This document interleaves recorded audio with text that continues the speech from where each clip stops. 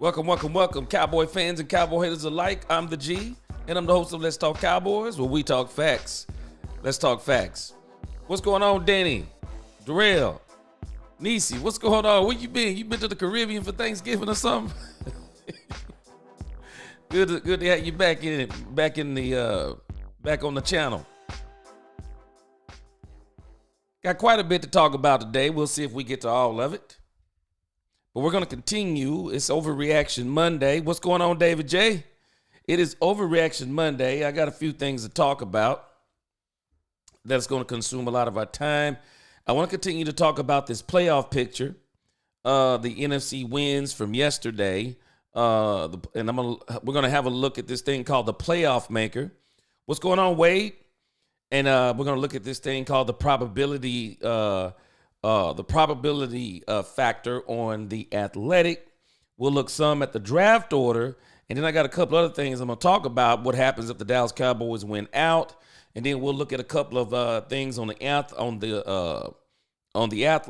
We'll look at X, and we may listen to a couple of interviews. I want to listen to. I saw something on Mike McCarthy that has already got my spidey senses tingling, and again, this stuff is really starting to, it ain't gonna say it's starting to get on my nerves. I mean, it is sports at the end of the day. It doesn't affect my life like that. But as it applies to the Dallas Cowboys, I'm just giving y'all clues of why people don't like us. I'm gonna show you why people get up to play the Dallas Cowboys. What's going on, David J? If I didn't say it. I'm telling us there's a reason why teams, they just get up to play the Dallas Cowboys, because it's the stuff we say about ourselves. I mean, it's like, I know we hadn't been winning games, but at the same time, act like you know what winning looks like. I mean, you've won 12 games 3 seasons in a row. You know what this looks like. So don't get here after beating the Commanders, of who I think we caught off guard, the Giants, who are absolutely atrocious, and then we start hearing all this stuff from Micah Parsons talking about we coming and we ain't done yet. You know what? I can say all of those things could be true. But the evidence is actually not pointing to those things being true. And I don't think a lot of people realize, I've been watching, I'll let the other Dallas Cowboy content creators, I'll let them dibble and dabble in all of the we got a chance. I'll let them dibble and dabble in all that if they want to, but I'm just not the type of person that goes along with the narrative. I just have a hard time not seeing reality. And until I'm proven otherwise, I have to go with what my eyes are seeing. I have to go with what my eyes are seeing. And I think we are literally calling, an absolute long shot. We are calling an absolute long shot as if it's something that is highly probable. Highly probable. Nisi said Jerry wants the team to tank, but other teams are helping that position and possible playoff spot. And But I'm going to tell you something about Jerry, Nisi, and we're going to deal with this at the end, because we may not realize, I've already talked about this. Nisi, one of the things I talked about was how did 2 wins make everything right? I mean, you literally watched the media, the fan base, everybody turned around on 2 games. 2 games. And if we're not careful, the collateral damage of what's happening with the Cowboys right now, it may be irreversible. It may be irreversible. And I don't even think we understand what I'm talking about. But you're going to understand what I'm talking about as we get more towards the end. But I want to get into this whole thing about the Cowboys and the playoffs because I think some people are confused about the NFL, about what happened yesterday. Because a lot of people are saying stuff like, yeah, man, we moved up 2 more spots. We need to understand. Let's go ahead and get into this. You make a quick note right here so I can go back and put some timestamps in for people who may want to come back and watch this later. But I want to go back and look at the playoff picture. We're going to go back and look at this playoff picture because I don't think people understand what happened yesterday. Because I've been seeing, oh, yeah, we're too close. We're 2 spots closer. Okay, maybe we need to do a little bit more studying. I always tell people that context is king. And I know some people want to live in the la-la land of, yeah, we're doing exactly what we need to do. But my problem is, just like when people start saying stuff like we're coming and all of this other blah, blah, blah stuff, you don't get to say anything about your destiny when you actually don't control it. The only thing you need to be talking about is what you're doing. And you don't need to be telling folk we're coming. You don't need to be telling folk we're not done yet. You don't need to be telling folk this is just the tip of the iceberg. Shut your mouth and take a picture out of Bill Belichick's book. Bill Belichick kept it real simple. The only thing we're focused on is the Cincinnati Bengals. What do you say about the naysayers who say you guys can't make the playoffs? The only thing we're focused on is the Cincinnati Bengals. Well, what about all the playoff talk? Do you think y'all can make the playoffs? One game at a time. Our next opponent is the Cincinnati Bengals. That's all we're focused on. Y'all ever notice this is why they don't like to really shove the mic in front of Bill Belichick? What's going on, Metris? You ever notice they don't do, they don't do Bill like that because they already know what they're gonna get from Bill. I really do think I don't think the Cowboys are gonna get Bill Belichick, but they need this type of leadership from the coach down. See, y'all don't realize it, but we're actually missing Dak Prescott's leadership. We're actually missing somebody who can counter all the foolishness of the Micah Parsons stuff. You need someone to truly counteract that. And we don't have that balance now. And the worst thing that could happen to this team is Micah Parsons becomes the leader of this team. And I'm thankful. I cannot wait. And I don't mean I cannot wait, but I will be happy when Dak Prescott gets back on the field. Because someone has to counteract foolishness. Even from the owner, even from the coach. People don't realize this is the one thing that Dak Prescott has done extremely well throughout his tenure with the Cowboys. With all of the noise is swirling, all of the foolishness is swirling, it's always Dak Prescott who manages to put everybody back in reality and say the right thing, even when people don't like it. Even the resident hater Colin Cowherd has said, he believes that Dak Prescott is the best quarterback in the league at the podium. He's also even went on to say that, and you just never know what day you're catching him on. But he's like, well, Dak Prescott is really the perfect representative of the Dallas Cowboys because he's cool, calm, and collected with all the craziness that goes on around this team. Y'all might not realize it. It's hard being a quarterback for the Dallas Cowboys. It is hard being a quarterback for the Dallas Cowboys. And Dak Prescott endures a lot of that. And Dak Prescott says a lot of things because Dak Prescott was even saying last year, hold on a second. Dak would always say, I'm not worried about who's winning and losing. Because if you're worrying about who's winning and losing, then you don't control your own destiny. You need to control what's in front of you. You control what you can control, and then everything else takes care of itself. It is foolishness because you can downright tell that there are players on this team, I think some of them, there are players on this team, they are buying into all this foolishness. It's pure foolishness. As if Mike McCarthy is not Mike McCarthy anymore. As if Jerry Jones is not Jerry Jones anymore. It's foolishness. But I want us to look at this playoff picture.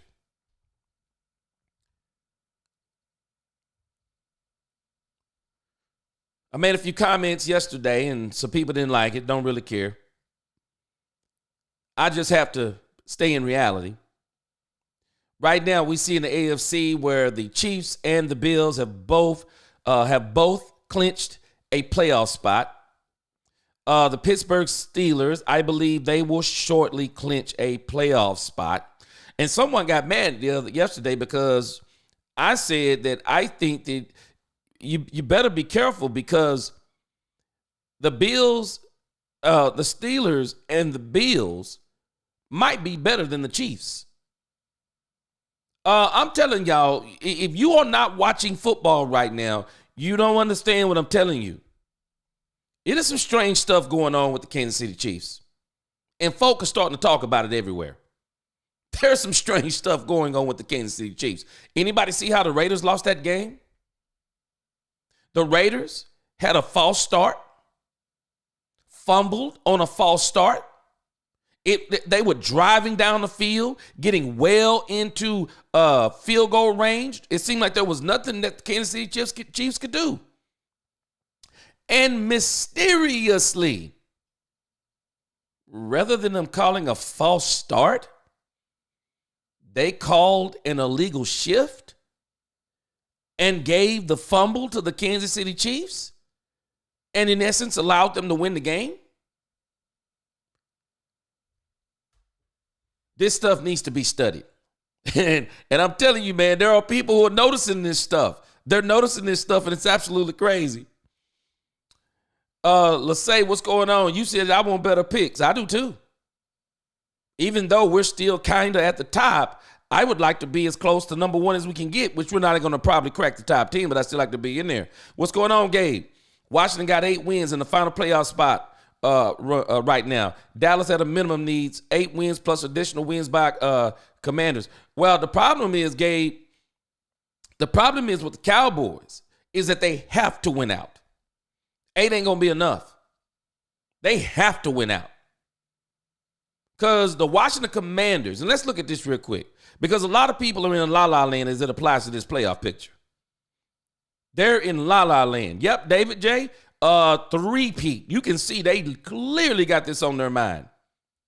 Danny said, I was worried about Niece. I hope you loved your vacation. Next time, take me with you. Jay Recruiter, what's going on, man? The Chiefs are pacing. They are a different animal in the playoffs. We're going to see. We're going to see. Because I tell you this, Jay Recruiter, see, we got to be careful thinking teams can always turn it on and turn it off. Because even Dak talked about that. This is one of the things that actually has plagued the Dallas Cowboys in the Mike McCarthy tenure. And I'm telling us we need to temper the 12 wins, 3 seasons in a row. I'm not poo-pooing on those wins. But what I am saying is that if you look at the competition and if you look at the games that could have really put us over the top, like we could have got number 1 seed, games that would have proved that we're not just beating mediocre teams. Games that would have really established us as a force to be reckoned with. You will notice something in those 3 seasons. There's a reason why we kept getting knocked out in those first rounds. Because even Dak talked about it. Trying to flip a switch. When teams think they can always flip a switch, you keep trying to flip them switches too much, you're going to find that there's going to be a time you're not going to be able to flip that switch. I'm not going to be surprised. The game tonight, I cannot wait. I hate to say I cannot wait, but I'm really looking forward to seeing it because I'm telling y'all, I said it yesterday, and I'm going to keep saying it. I don't think folk understand how good the Broncos defense is. I don't think folks understand how good the Broncos defense is. I'm really interested to see what they look like against the Cleveland Browns. Jameis Winston is playing pretty good. I want to see what they look like. Because I'm telling y'all, man, the Broncos defense gave the Chiefs everything they can handle, and they won by I think it was a blocked field goal. Broncos held them down, man. And I'm telling you, Broncos defense is one of the top defenses in the league. But I want to go to the NFC. I've been telling people, I hope the hate for the Philadelphia Eagles finally stop. I don't care what anyone says. Jalen Hurts is good. And Jalen Hurts is going to prove my theory right. Him and Jared Goff, they're both going to prove my theory right. Because it's funny to me how people are always trying to compare Dak Prescott to the Patrick Mahomes and the Josh Allens. I mean, I guess those are really, in my estimation, the only two you can even talk about. But it's strange to me that the Lions aren't winning with Patrick Mahomes. They're winning with Jared Goff. The Eagles aren't winning with Patrick Mahomes. They're winning with Jalen Hurts. And the reason why they are winning is not because their quarterbacks are quote-unquote top 5 or top 10, which I would probably put them in the top 10. They're winning because of what their GMs have been doing in free agency and the draft. See, we only like the draft. Detroit has worked free agency and the draft. The Eagles have worked free agency and the draft. They went and got them a stud cornerback in the draft. They went and got Saquon Barkley in free agency. They do it all. Even in the trade realm, they do it all. And look what it's equating to. The Lions are 11-1. The Eagles are 10-2. And I'm telling y'all, the Lions are in danger because those doggone Philadelphia Eagles with Saquon Barkley and Jalen Hurts, as lackluster as his stats may be, the Philadelphia Eagles are absolutely dangerous. They're absolutely dangerous. There is no hope. The Philadelphia Eagles will be the number 1 seed in the NFC East. And if we keep on playing, the Philadelphia Eagles might find themselves being the number 1 seed in the NFC. And we may be seeing them going back to the Super Bowl. But the only thing that has me kind of questioning that part is I do believe that there is some part of a narrative that gets played sometimes in the NFL. And I think the narrative that is being played right now is the Lions being in the Super Bowl. That's a huge narrative because it's just not something they've done. So the Lions being in a Super Bowl is a big deal. So I'm always wary about these narratives because I be wondering, like, how are these refs in the NFL playing in this? But if all things remain the same and on board, the Eagles are dangerous. I don't care who it is. Detroit, I don't care who it is. I don't care if it's the Chiefs.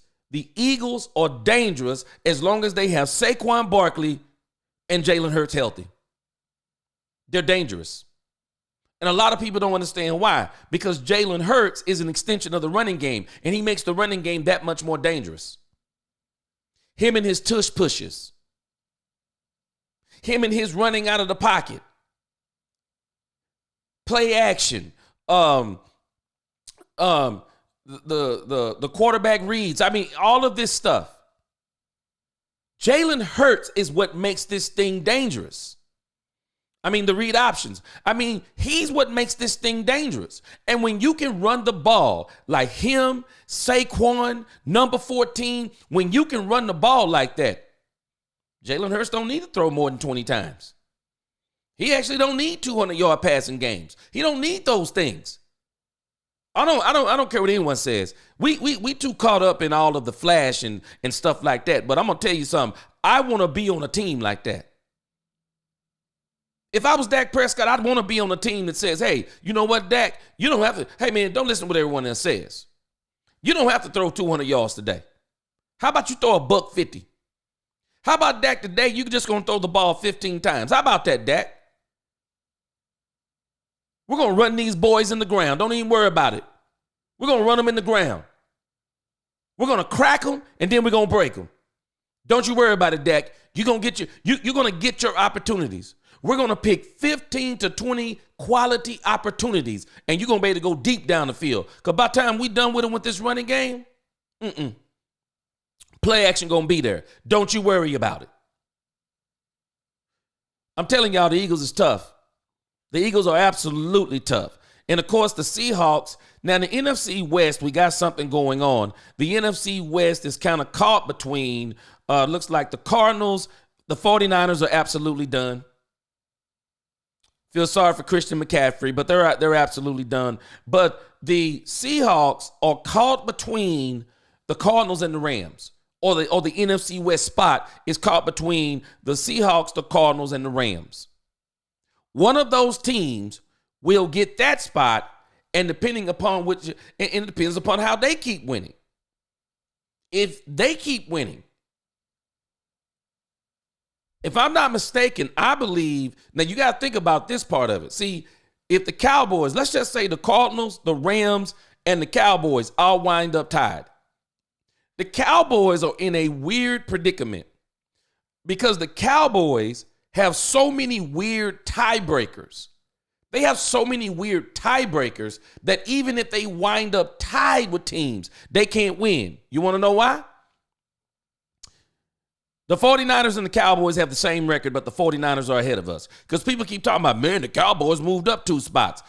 I know you want to play along with the whole narrative. I'm not playing along with the narrative. I'm going to be in reality. Even with the 49ers loss, the 49ers 5-7 are still ahead of the Cowboys. And any one of these two teams in the NFC West, if they haven't already beat the 49ers without me checking on their schedules, and if they haven't already beat the 49ers, they will probably beat the 49ers, which will then, no matter what happens, if they wind up with 10 wins and the Cowboys wind up with 10 wins, the Cowboys are automatically eliminated just based on tiebreakers. Folk don't understand the Cowboys are in an insane position. We need so many things to happen short of Jesus returning in the sky. I mean, the Cowboys need, and I don't even know if you call it a miracle. I mean, the Cowboys, even if they can't slip up anywhere, because if they wind up 9-8, and if those teams wind up 9-8, the Cowboys are not going to make it. The Cowboys are going to lose out based on tiebreakers.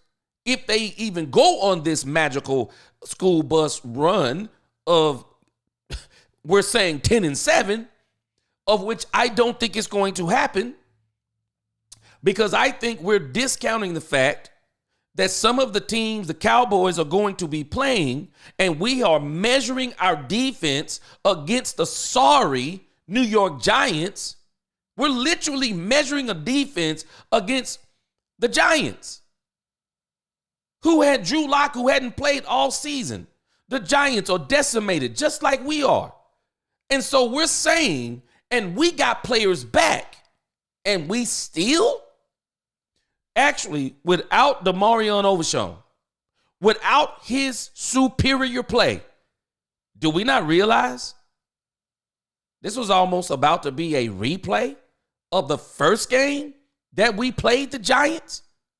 And I dare say it might would have came down to the end and they might would have beat us, because they actually scored 20 points even with turnovers. They scored 20 points on us, y'all. Think about this. With turnovers, with Drew Lock. What? We're not thinking. And the people who are saying all this crazy stuff, yeah, the Cowboys got 5 winnable games. Well, any game is winnable on any given Sunday, isn't it? I mean, the Raiders almost beat the Chiefs. I mean, any game is winnable. But when you start talking about 5 in a row winnable, because you're just basically going to do what? Come out and dominate teams? Is that what we're saying the Cowboys going to do? I think we need to be careful with some of this talking. Lone Star says, I agree. Philly been great for years with Howie and the Lions are great. Both stacked teams. Man, I'm telling you, we wishing against hope, brother. Eagles are dangerous because of the young players on defense. They went in that draft and they cleaned up, and people are not giving them credit. Jalen manages the game great, but don't ask him to win strictly with his arm. And guess what? I love what the Eagles have done. See, they're not like the Cowboys. Let me tell you what the Cowboys do, Lone Star. This is what the Cowboys do. Well, we're paying CeeDee Lamb the kind of money we're paying him. Well, he needs to get 12 to 15 touches. Oh, well, Dak Prescott, if he's going to be the highest paid player in the league, he's going to have to do more with less. Isn't it crazy how the Lions and the Eagles paid their quarterbacks $52 million a year, and they said, you know what? We're not going to put everything on the quarterback. Just because we're paying him $52 million don't mean we're going to put this entire franchise on the arm and the feet of Jalen Hurts. And we're definitely not going to put the whole franchise on the arm of Jared Goff because he can't even run the ball.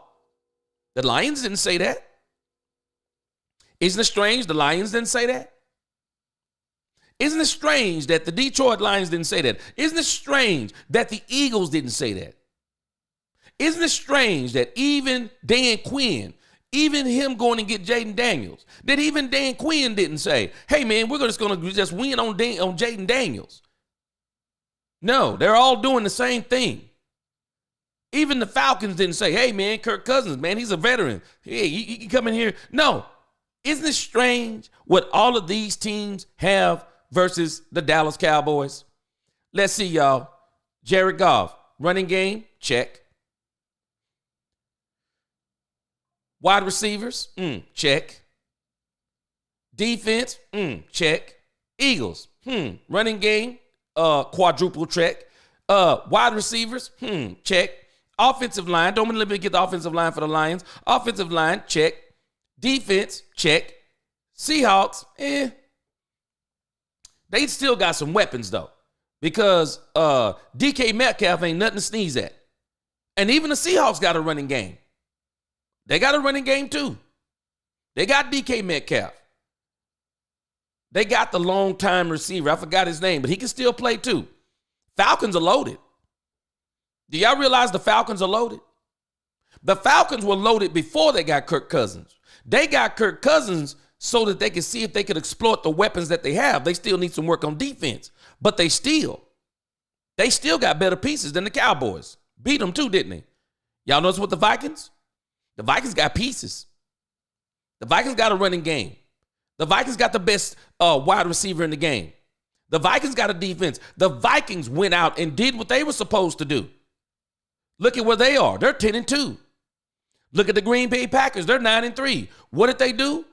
The Green Bay Packers said, you know what? We're going to pay Jordan Love. Do y'all know for a moment Jordan Love was the highest paid quarterback in the league? Y'all know what the Packers did? There's no way we're putting everything on Jordan Love after we made him the highest paid player in the league.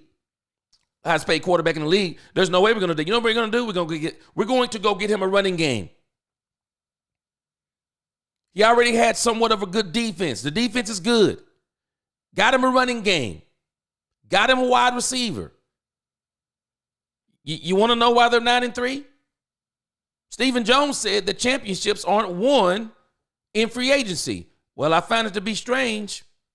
This is exactly what's about to happen, like it continues to happen year after year after year. Some team gets over the hump because of a free agent. Even the Chiefs do it. Even the Chiefs do it. The Chiefs will go out and do something in free agency to continue to help their team. The Bills, they did it. They went and got Amari Cooper now to kind of secure them going down the stretch. The Steelers, they went and got them a quarterback. I mean, you can go down the line. And if you look at the Chargers, they're 8-4. Guess what they did? They went and got a coach. The Chargers went and got a coach for their quarterback because Justin Herbert, he's done nothing yet. But everyone keeps saying he's this great hope. He's going to be the next big quarterback. He got Kellen Moore, supposed to be the next big quarterback. Didn't happen with Kellen Moore. What did they do? They went and got him Harbaugh. They went and got their quarterback a doggone coach. The Ravens said in free agency, we're going to get Derrick Henry. The Broncos, they already had a good squad. They actually did addition by subtraction. They didn't like Russell. I wonder what they're thinking about Russell now, but their defense is absolutely banger. And then you got the Dallas Cowboys back here at number 12, who won't do nothing for their quarterback except let him get destroyed in the media, except for let him get criticized and even backhand slapped by his own players. For everyone else, they get help. For Dak Prescott, do it by yourself. That's how we do it. And then we're wondering why we're back here at number 12 and we're praying, we're wishing on a prayer. We're wishing on a prayer that the Cowboys are going to move up. Because what we don't realize, see, we thinking, yeah, we moved up 2 spots. Let me put you in reality. You see right here also, this is a problem. The Washington Commanders are 8-5. The Washington Commanders are 8-5. Do y'all know the Washington Commanders could actually hit 10 wins even before they see the Cowboys? The Washington Commanders could actually hit 10 wins before they even see the Cowboys the last game of the season. And the Cowboys have a show enough problem. The Cowboys have a show enough problem when it comes to their schedule. You know what their show enough problem is? The Cowboys have a show enough problem because the Philadelphia Eagles is the second to the last game of the season. And I have a strange feeling the Philadelphia Eagles are going to be playing for the number 1 seed. And we're going to have to go down to Philly in the cold and beat the Philadelphia Eagles without Dak Prescott. Now, y'all might not remember the last time what happened when they got us down there with Cooper Rush. What do you think is going to happen the next time they get us in Philly and we're going to have Cooper Rush this time and they're going for the number 1 spot? The Washington Commanders, y'all, may already have 10 games wrapped up before we even see them. And they control it. The Commanders control that last spot. They control it.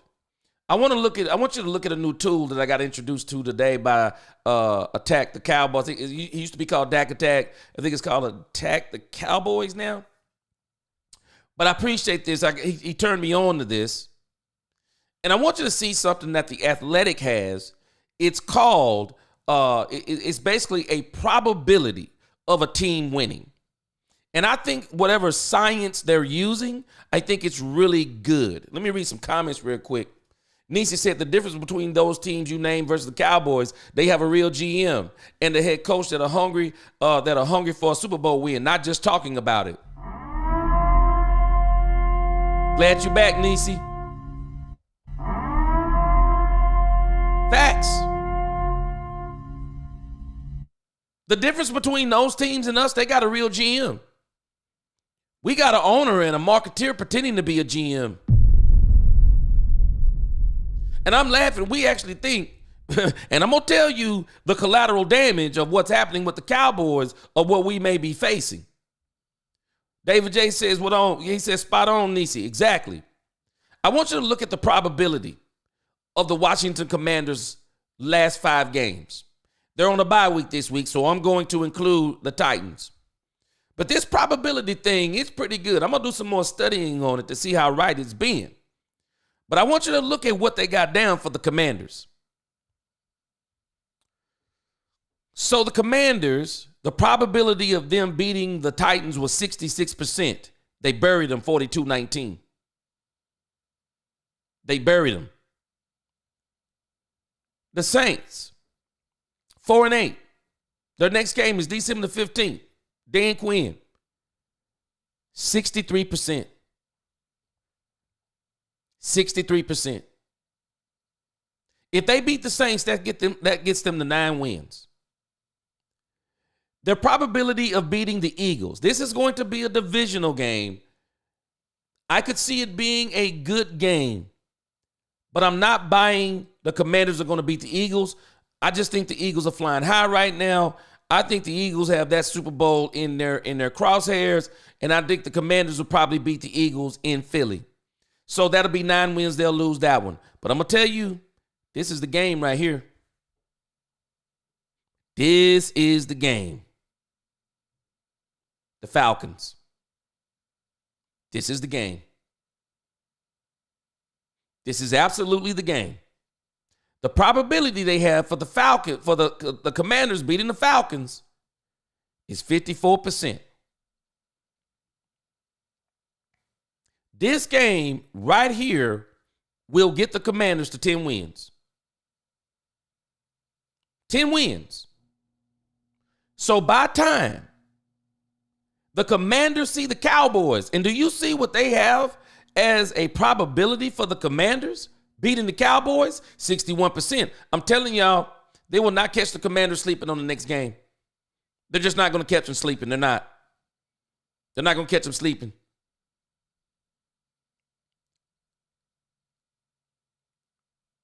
But if they are already at 10 wins, do we not understand what this means? The Cowboys must be undefeated by the time they see the Commanders. They must be undefeated. Because I got a feeling that the Commanders will get to 10 games before they see the Cowboys. I think they're going to get to 10 games. By hook or crook, I think they're going to get to 10 games. And so the pressure, y'all, we got to understand something. Every single week, now the pressure is going to be on the Dallas Cowboys to win, win, win, and win every single week. Now, I don't know if we understand what I'm about to tell you. I don't care who you are. Stringing together 6 games in a row, it's absolutely hard. I don't care who you are. I don't care how good you are. I don't care if you're the best team in this league. It is absolutely hard. And I know this as a person who has been watching the Kansas City Chiefs do this. It's like every week they escape. Every week they're escaping. And y'all don't even realize this, but in the 2 wins we've had, they have been absolutely Houdini escapes. They've been Houdini escapes. The stuff that has happened to the Cowboys in the last 2 weeks, we do not understand. Eventually, Lady Luck is going to run out. As good as we played against the Commanders, and as terrible as the Commanders played, do we not realize it was still 20-20 in the fourth quarter? It's still 20-20. For as much as we're saying that these games are like litmus tests, it was 20-20. The Commanders threw themselves back in the game on one pass. 86-yard pass, I think it was. And for whatever reason, it seemed like nobody could tackle him. Poor tackling has been a problem for the Cowboys all year long. Then Kevontae Turpin returns an improbable kickoff. What was it? 97, 99 yards? Made it 27-20. Then the Commanders score the touchdown I'm talking about, make it 26-27, and just insanely the extra point on all 3 phases. I think the snap was kind of off. The hold was there, but the kicker seemed like the foot didn't plant right or something. He missed it to the left. Made it 27-26. Then to add insult to injury, there was another return on the onside kick. Do we not understand how improbable that was? Demarion Overshown made the play of the game. tipping the ball to himself and ran it in the end zone. That was the play that broke the game open because at that point, the Cowboys could only muster field goals. We have been having some things happen like a team that's on we've been having things happen like a team that's on a winning streak. But eventually, y'all, we're going to be faced with the cruel reality. We're just going to have to straight up beat a team. No luck. No luck involved. No weird plays. Can you just straight up beat a team mano a mano? A lot of people don't even want to face the facts on Cooper Rush and what he's been looking like since he's been the starter. There's a reason why when Cooper Rush hits the free agency market, what's going on, Andre? Andre said the Cowboys are not a playoff team. The Cowboys will be the team to win all 6 games to get to the first round and lose.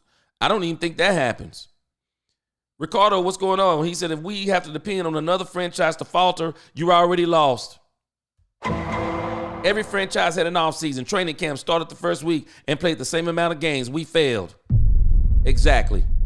And now we need everybody else to help us get in the playoffs. Bengals have a 67% chance to beat the Cowboys next Monday night. We're going to talk about that in just a moment. Nisi says, Andre, the Cowboys on the division, give the division a run team. Okay, give me a little bit more clarity, but I know what you're saying. The Bengals offense is just too powerful. And I'm going to tell you something. I'm not going to discount. I've been bragging on Mike Zimmer all season. The Bengals are weird. The Bengals have scored 30-plus points in 6 games this season, and they're 2-4. But the difference is, in those 30-plus point games, the other team, I want you to think about this. Their defense is pretty bad. Their defense was able to some kind of way outscore them. And that is crazy. But the problem is, can our offense put up 35, 42 points? And I think the only hope of beating the Bengals is not to outscore them, but to minimize their scoring.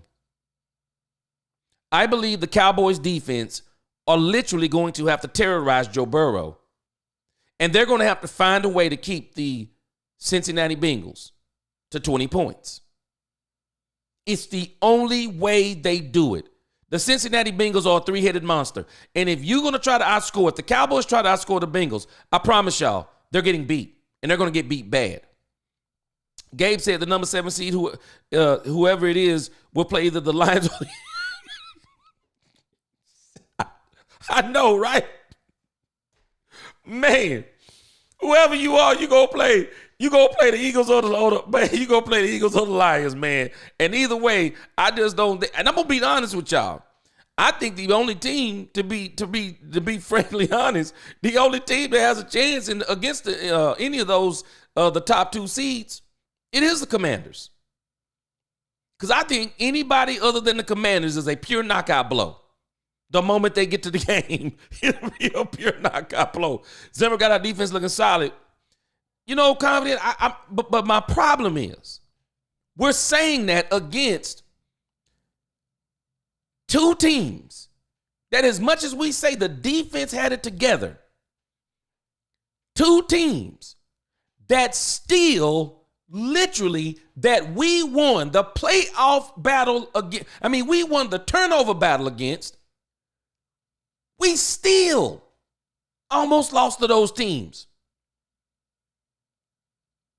I mean, I really do think we're looking at a defense that is literally, depending upon who we play, that is going to once again bust at the seams, and we're going to come back to reality that this team isn't what we think it is. Even this defense, and I've been giving Mike Zimmer credit. This man has been doing way more with less. And I think what has helped him is I don't think it's Micah Parsons as much as people think it is. I think what has helped this team is that they have had better secondary play. The cornerbacks on this team, it wasn't Micah Parsons. The cornerbacks on this team was destroying them with poor tackling and poor coverage. I mean, we literally watched Trayvon Diggs on a simple, on a trips to the right, on a simple wheel route. We watched Trayvon Diggs line up. I mean, I guess he lined up correctly after he couldn't figure it out, but he lined up correctly, and then he took the wrong angle on his own man, and he got beat over the top. And it's been happening a lot. Poor secondary play. But when Butler came in, Deron Bland came back, the secondary play has been better. And the safety play has been better. That has really, really helped. Because we saw this team. I mean, they beat the Steelers without Parsons. Beat the Steelers without Parsons. Not saying we don't want him on the field, because we do. He also helps. He's a part of the team. He's a part of the team. He is. But I think there are other things that have been happening, like getting some of these other players back in the game. I mean, even Brandon Cooks, as little as he helped, Brandon Cooks helped. It's been a combination of things. But I think my problem is, I think we're like Micah Parsons. This is the ultimate team sport. It's the ultimate team sport. And I think something else that has helped us out. Mike McCarthy finally started doing what I said he should have been doing the whole season. He should have been running the ball more. Rico Dowdle should have been the primary back. And David J., you're exactly right. They're going to have to score. They're going to have to score on defense. It's the only possible way.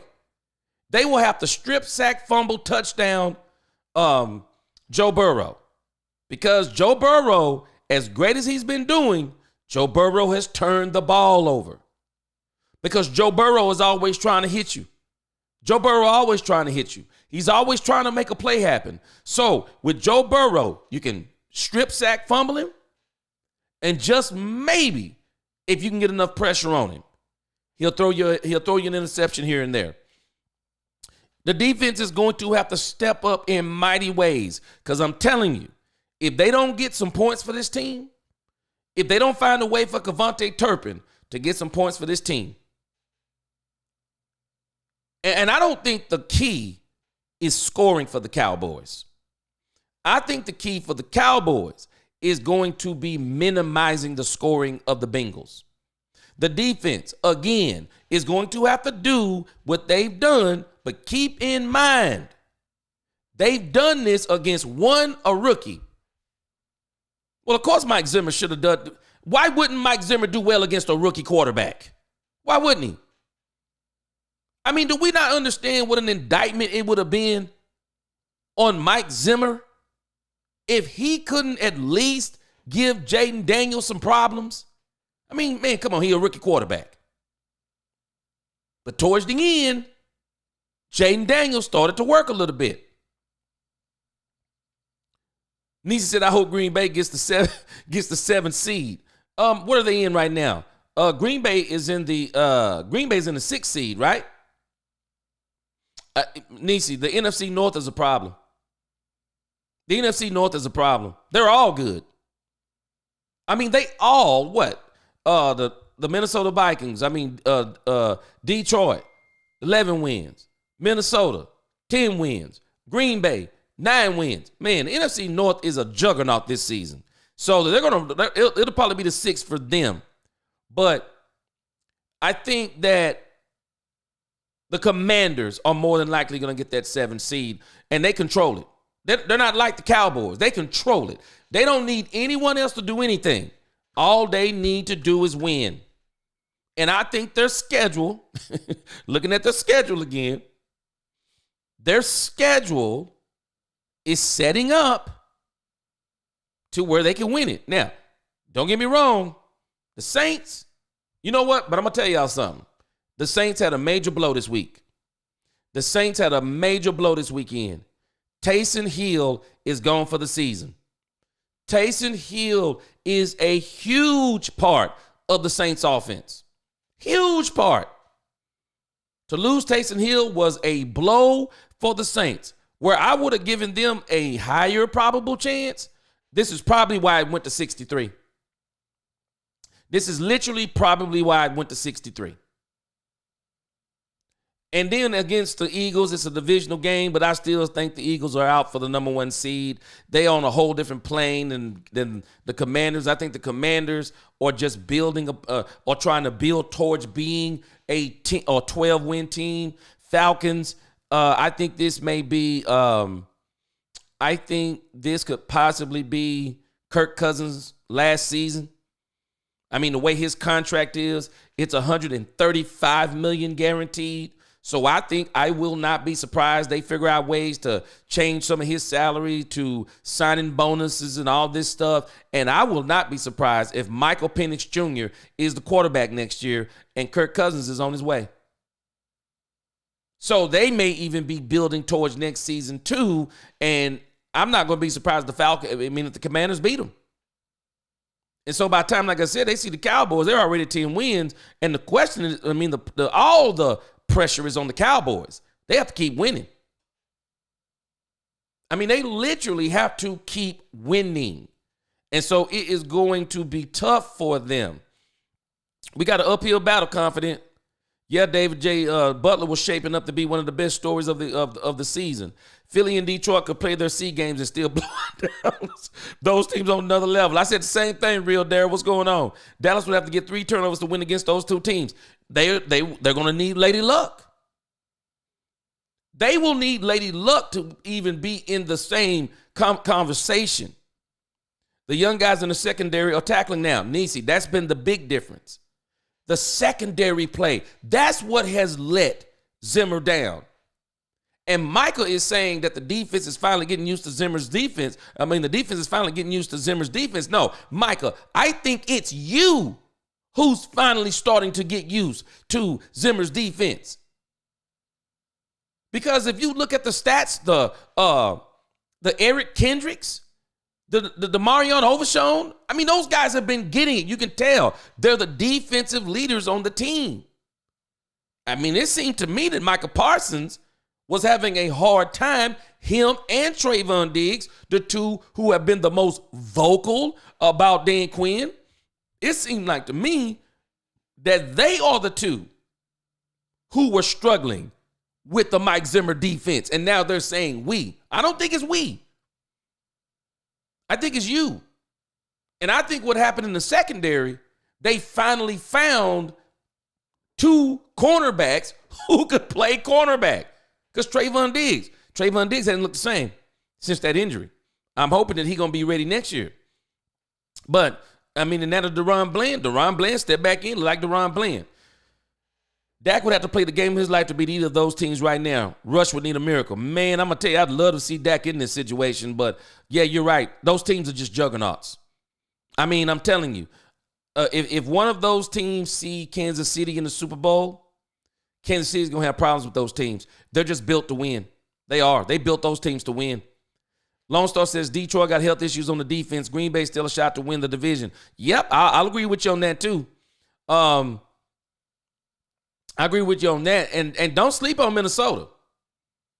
Sam Darnold, they just keep finding a way to get it done every single week. They do. Alchemy. I hate to say it. Seems Diggs is afraid to tackle. Teams started targeting Diggs. They will force him to tackle. What's going on, Alchemy? That's exactly what the Houston Texans did. Somebody got the memo. Trayvon Diggs can't tackle. Whoever he's on, throw it to him. Make him tackle. And did we notice what happened to him after that game? All of a sudden, Trayvon Diggs got a growing issue. He already had something was already going on. What was it, a calf? Then it went to a groin. So I think they gave him everything he could handle physically in that game, and it messed him up. Yep, Diggs is coming up that ACL. He's afraid to do a lot right now. Next year will be better. I hope so, because he's not looking the same. Nisi said, why was it? Nisi said, why is it we can have an overpriced third-string quarterback on the sideline, but don't bench the paid players that are performing? Make it make sense.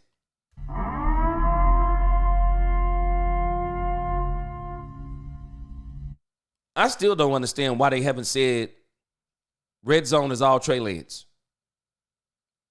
Once we hit the 20, it's all Trey Lance. Period. End of story.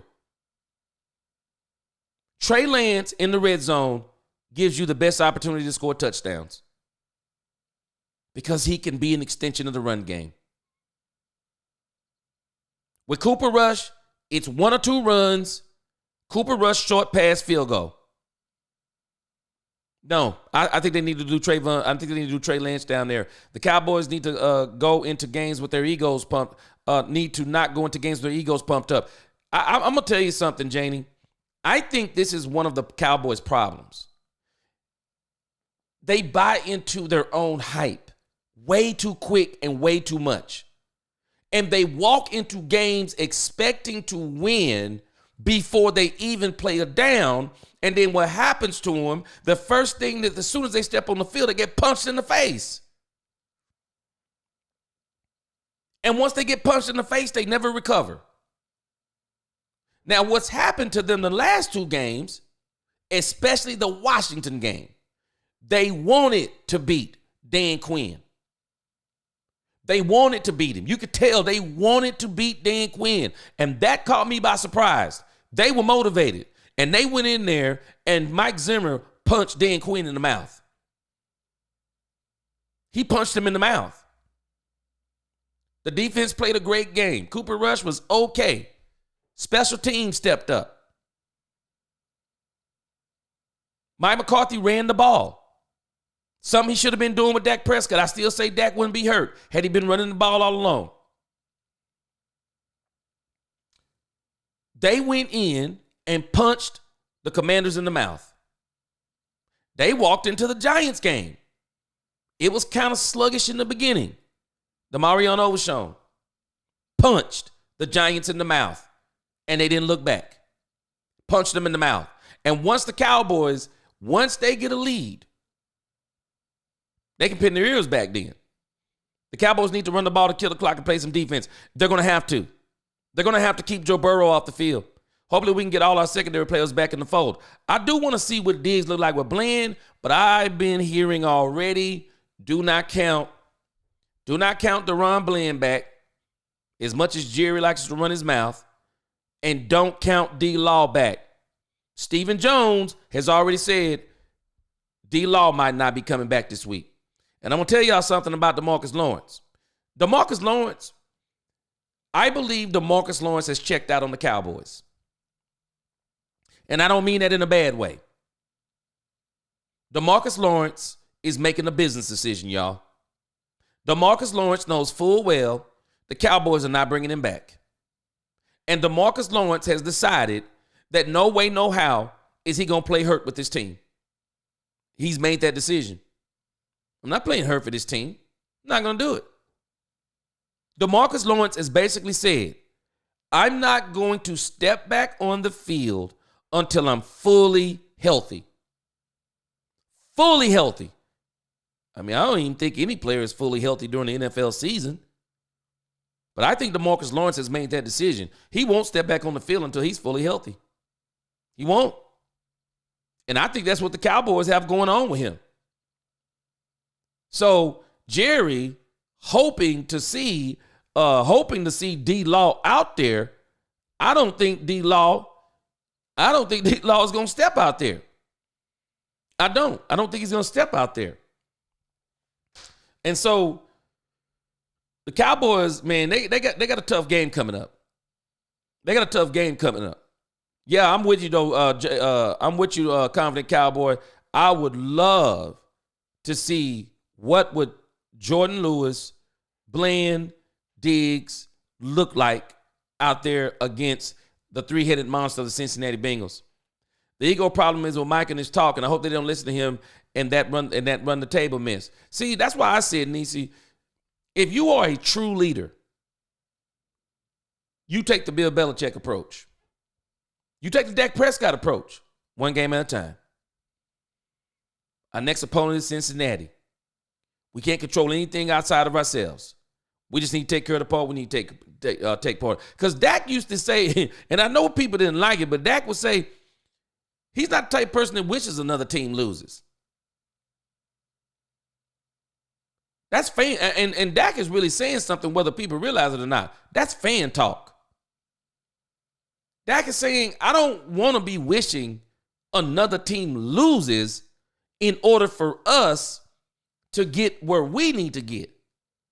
No, what I want is for us to beat who we need to beat to get where we get. And those other teams, if they win or lose, that takes care of itself. We need to take care of our part. Gabe says, Pro Football Focus mocks draft has the Cowboys taking running back Ashton Jeanty with the number 13 pick if top tackles, D-line, and edge rushers are gone. Interesting. I hope it happens. Jeanty want to play with the Cowboys bad. Bland is a better tackler than Diggs. Man, let me tell you something, Darrell. The Cowboys might need to face some facts. And I know this ain't going to sit well with some people. But the Cowboys might need to face some facts. Demarion Overshown is more valuable to me than Micah Parsons. If you gave me a choice between Micah Parsons and Overshown, I know there's a lot of Cowboy fans not going to like it. I'd take Overshown. For me, because of where Michael wants to play. Because I don't understand. We're the only team that let players play where they want to play. Some people don't agree with me that Michael needs to be at the end. Okay, so I'm giving you my opinion. This ain't fact. I'm telling you, this is my opinion. I would have traded Micah Parsons. You could have literally moved way up in the draft, probably trading Micah Parsons. Probably could have got 2 number 1s and a 2, 2 number 1s and a 3 or a 4. Then you could have parlayed, traded one of those number 1s up, get the kid from Penn State. That dude is going to be a monster. You're right back in the game. You're right back in the game. And you can still, with your other first-round pick, get Jeanty. That's what I would have did. But if, and they are going to keep Micah Parsons. And I don't have a problem with that either. He's an elite athlete. I just hope they get to the point to where they just stop generically letting him line up on the left side of the line with his foot with his hand in the dirt. They just got to get more creative with him. He's a great athlete, but he's undersized. So what you got to do is stop letting him get beat up by these bigger tackles and get him away from him. And I think he could get away from him from the linebacker position. But hey, call me crazy. That's my opinion. But Overshown to me is the star on this defense. He is literally the best player on this defense. And the next thing I think they need to accept Darrell, and I don't think nobody want the conversation. DaRon Bland is better than Trayvon Diggs. And I'm talking about without the injury.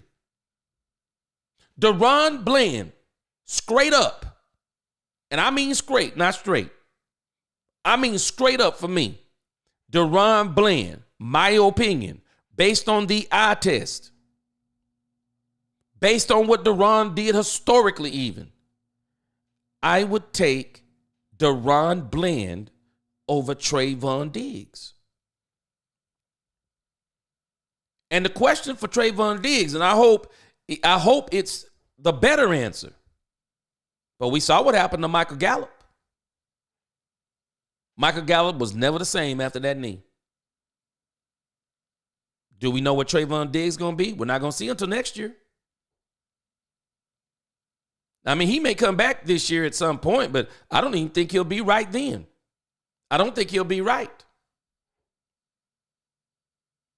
So for me, I think DaRon Bland is just better. And with Trayvon Diggs, I'll say this. You better go draft a cornerback. The Cowboys better draft a cornerback. The Butler kid, I'll bring him back, see what he looks like. But even then, I got to understand, he's going to take a year now. It's going to probably take him a year to get back right. If I'm the Cowboys, I'm drafting a cornerback. They have to. They have to draft a cornerback. They do. Just in case Trayvon Diggs doesn't become And I mean, even if you say he gets back to what he was, I don't think he's better than DeRon Bland. But I would still have me a cornerback ready on reserve in case there are some more issues with Trayvon Diggs. I would. And I'm definitely going to sign Jordan Lewis again. Janie says, yes, I know that we're coming. Leaders know how to motivate the team and keep the nonsense at home, for sure.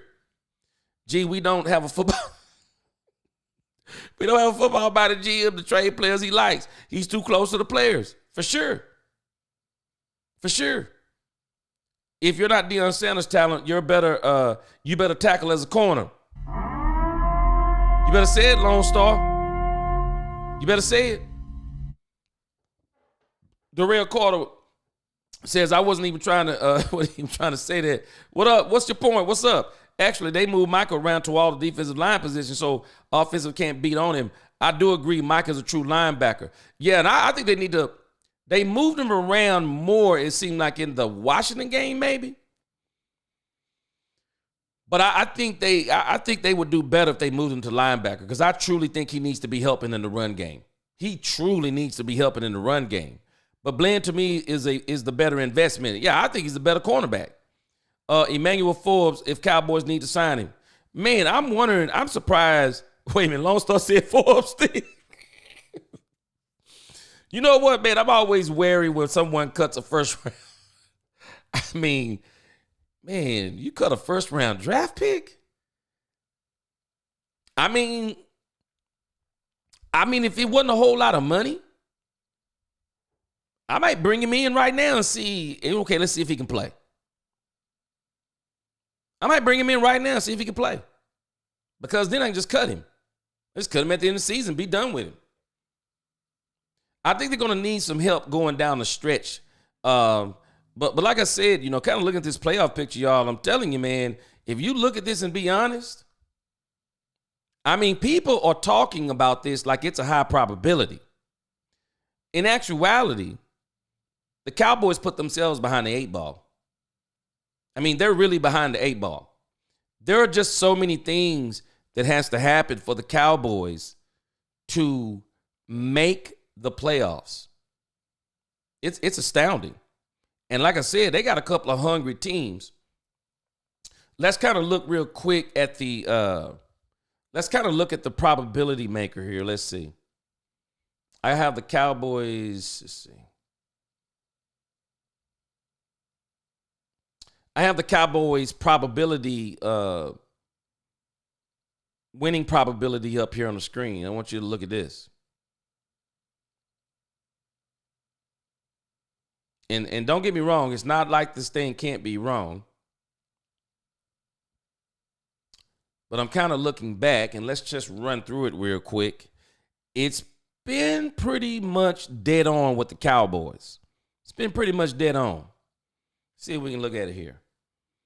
It gave the Cowboys a 50% chance of beating the Browns. They beat the Browns. 74% chance of beating the Saints. They lost. 53% chance of beating the Ravens. They lost. Now, I'm going to tell you what was happening, because a lot of people thought the Cowboys were going to be better than what they were. And then even I was like, the Cowboys probably going to still ink out 11 wins. And then we started noticing that, okay, wait a minute, Mike McCarthy won't run the ball. And now we got the same problem that we had last year with the one wide receiver issue. And then we wound up realizing that the defense wasn't up to snuff. And then the defense started getting injured. And so I'm sure that some of these probabilities started being off, because they gave us a 74% chance to beat the Saints. We lost. 53% chance to beat the Ravens. We lost. 65% chance to beat the Giants. We won. A 47% chance to beat the Steelers. And I don't call this one really off, because the way we beat the Steelers was with a last-minute throw at the last play of the game. And so we won. The Lions was 22. There was no chance. 34% with the 49ers. They were right. The Falcons, they were right. The Eagles, they were right. The Texans, they were right. The Commanders, they were wrong. And I think the Cowboys caught everybody off guard with that one. The Giants, they were right. So when we get to the last 5 games, What's going on, Angie? Again, good to see you. They give the Cowboys a 37% probability of beating the Bengals. Now, I'm going to tell you what this is based on. The Cowboys, they're saying that the Bengals are a 3.5-point favorite. I've actually seen some lines where it's 6.5. And I'm going to tell you what is the difference. They're not discounting the Cowboys' defense. They're not discounting the Cowboys' special teams. You know what they're looking at? Cooper Rush versus Joe Burrow. That's what they're looking at. They're looking at Cooper Rush versus Joe Burrow. And in their minds, even with the Cincinnati Bengals defense being absolutely putrid, they're still saying, and this is my thinking, even the Steelers couldn't hold Cincinnati to 20 points. The Steelers couldn't do it.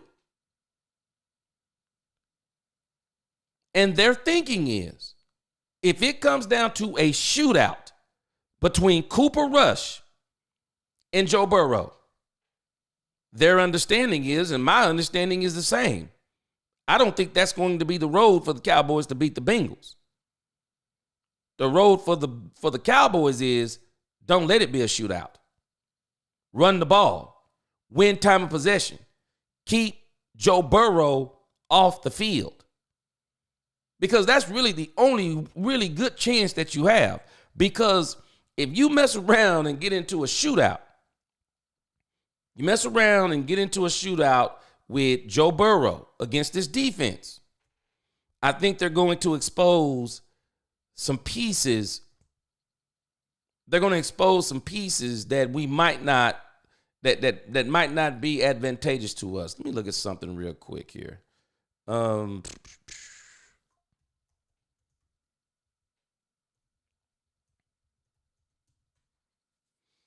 Okay, let's look at something here. Okay, so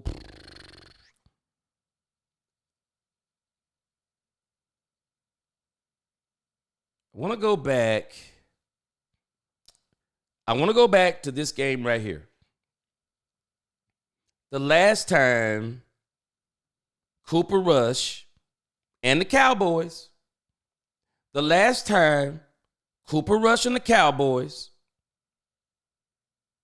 actually saw the Cincinnati Bengals,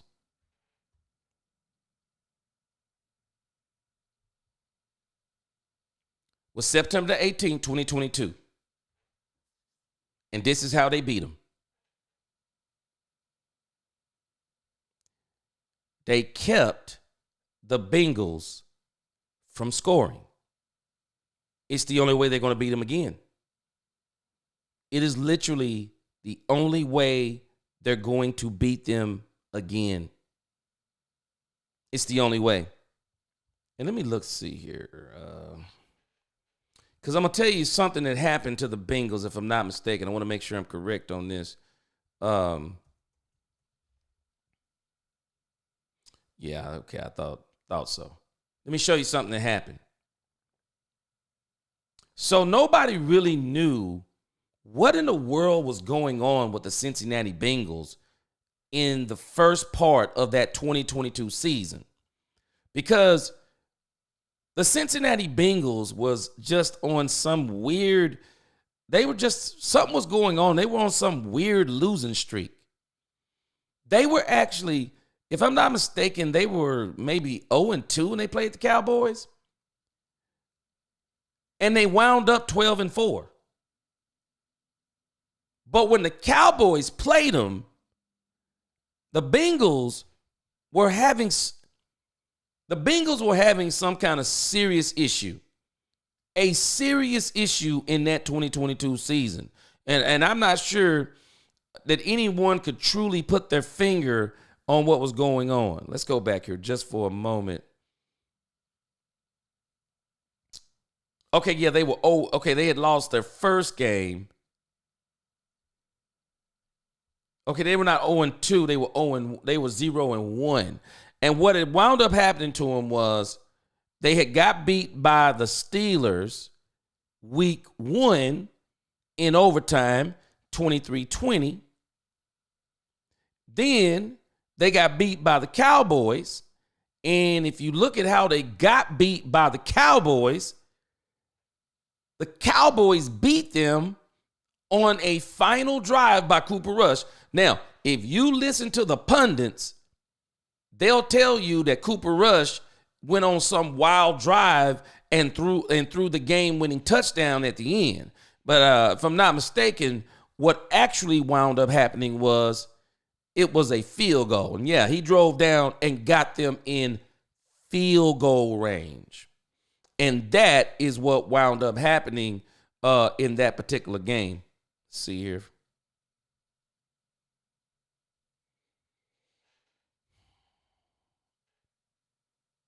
It's a pretty long recap. I don't want to watch all of it. But the way they wound up beating them was they had a tremendous defensive effort against the Cincinnati Bengals. And if they want to beat the Bengals again, well, this is what it's going to require. It's going to require that because I'm sure that Zimmer and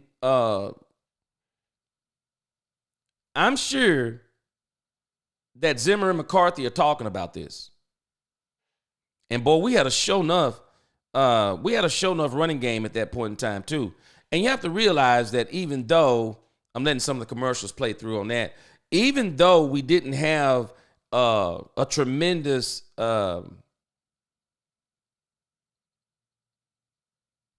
even though in that game per se, if you look at the stats, and we'll look at those in a moment, even though we didn't have an insane day on the ground, I keep telling people when it comes to your ground game, your running game is not so that you have a dominant running game.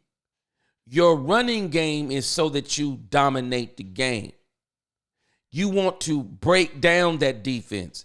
You want to keep them guessing with play actions. You want to keep them guessing to the point they know, hey man, we'll run the ball. So don't get too silly, or we'll run the ball on you. That's what running the ball is for. Now, if you're like Philly,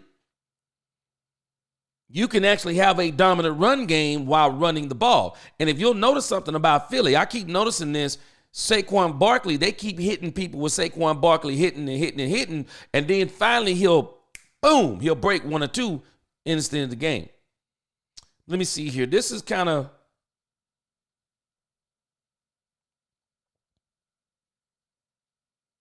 I kind of want to get it to this last drive because what wound up happening is it was 17-17. Let's kind of pick it up right here because I don't want to watch the entire video. See if we can kind of pick it up right here.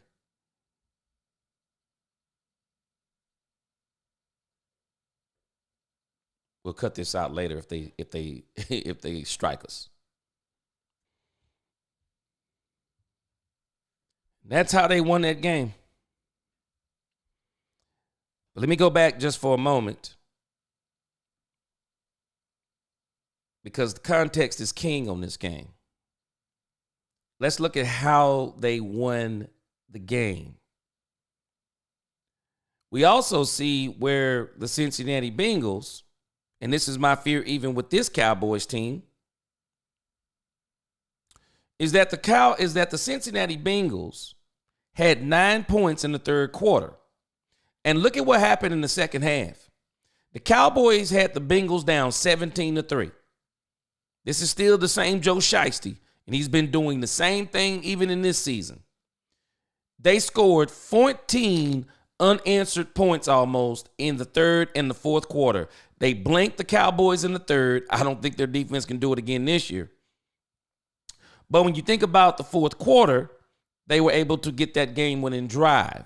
And even that was a 50-yard field goal. But this is what I want you to pay attention to. Let's look at let's look at the defense of the Cowboys. That's what I want to look at.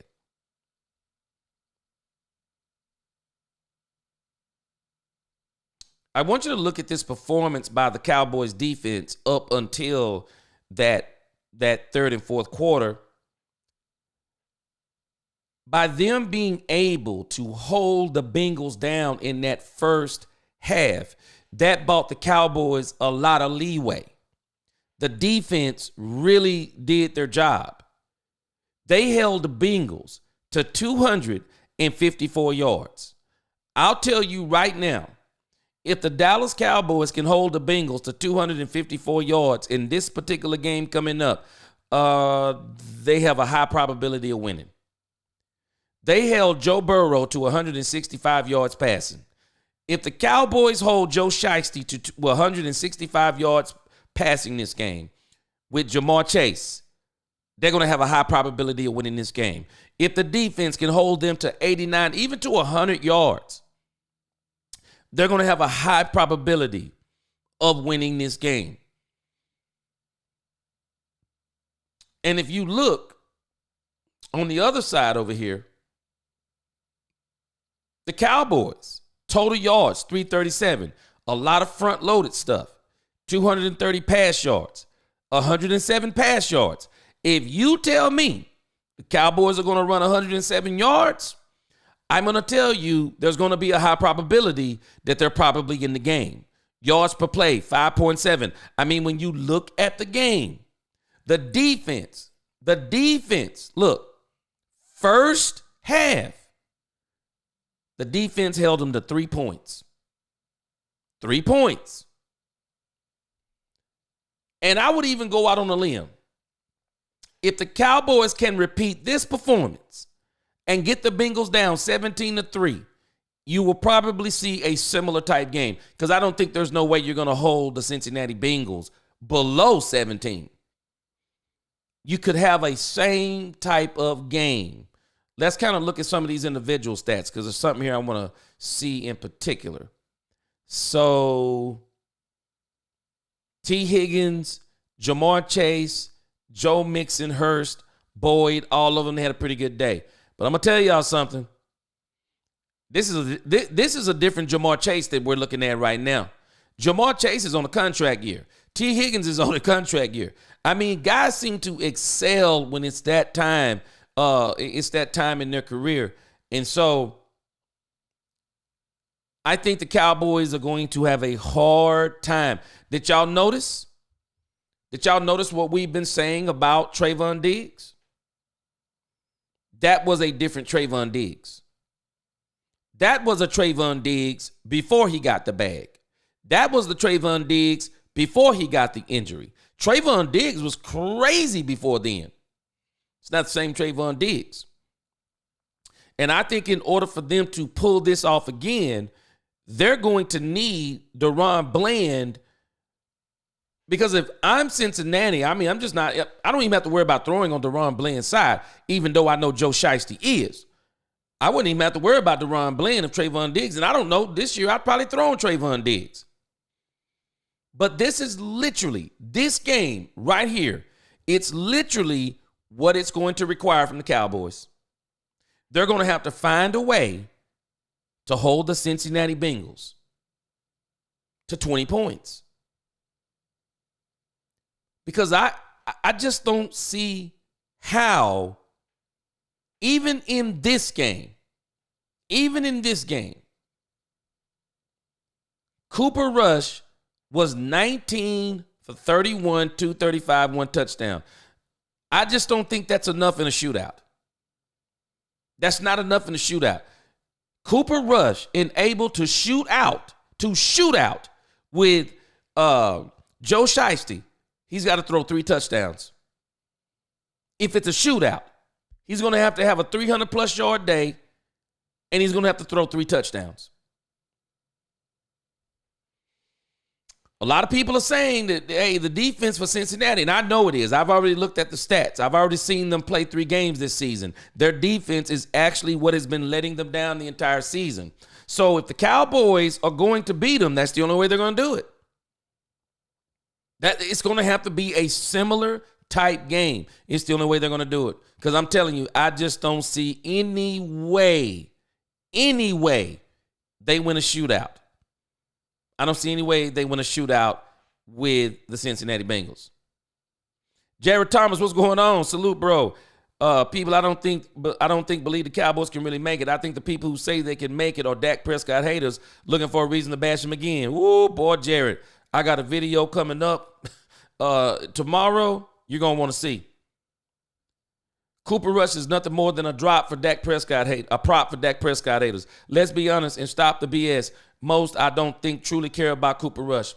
You know what? The angry Cowboys fan said something today. I watched the video he made, and I thought he made an excellent point. Whenever Dak Prescott is starting, they're comparing him to Josh Allen, Patrick Mahomes, Lamar Jackson. I mean, I don't know, really. I just don't see anybody else you could even be talking about. Because Herbert, what has he done? Lawrence, what has he done? I mean, Hurts, very efficient, good quarterback, not better than Dak. Not better than Dak at quarterback. But what makes Jalen very dangerous is those legs. But at the end of the day, you notice who they'll compare Dak Prescott to? Angry Cowboys fan made a perfect point. You'll find nowhere that they're comparing Cooper Rush to Patrick Mahomes. They're not comparing him to great quarterbacks. I said this a long time ago from the pulpit. And I keep saying that hatred is a dangerous thing. Hatred will make you settle for less. Hatred will make you settle for less.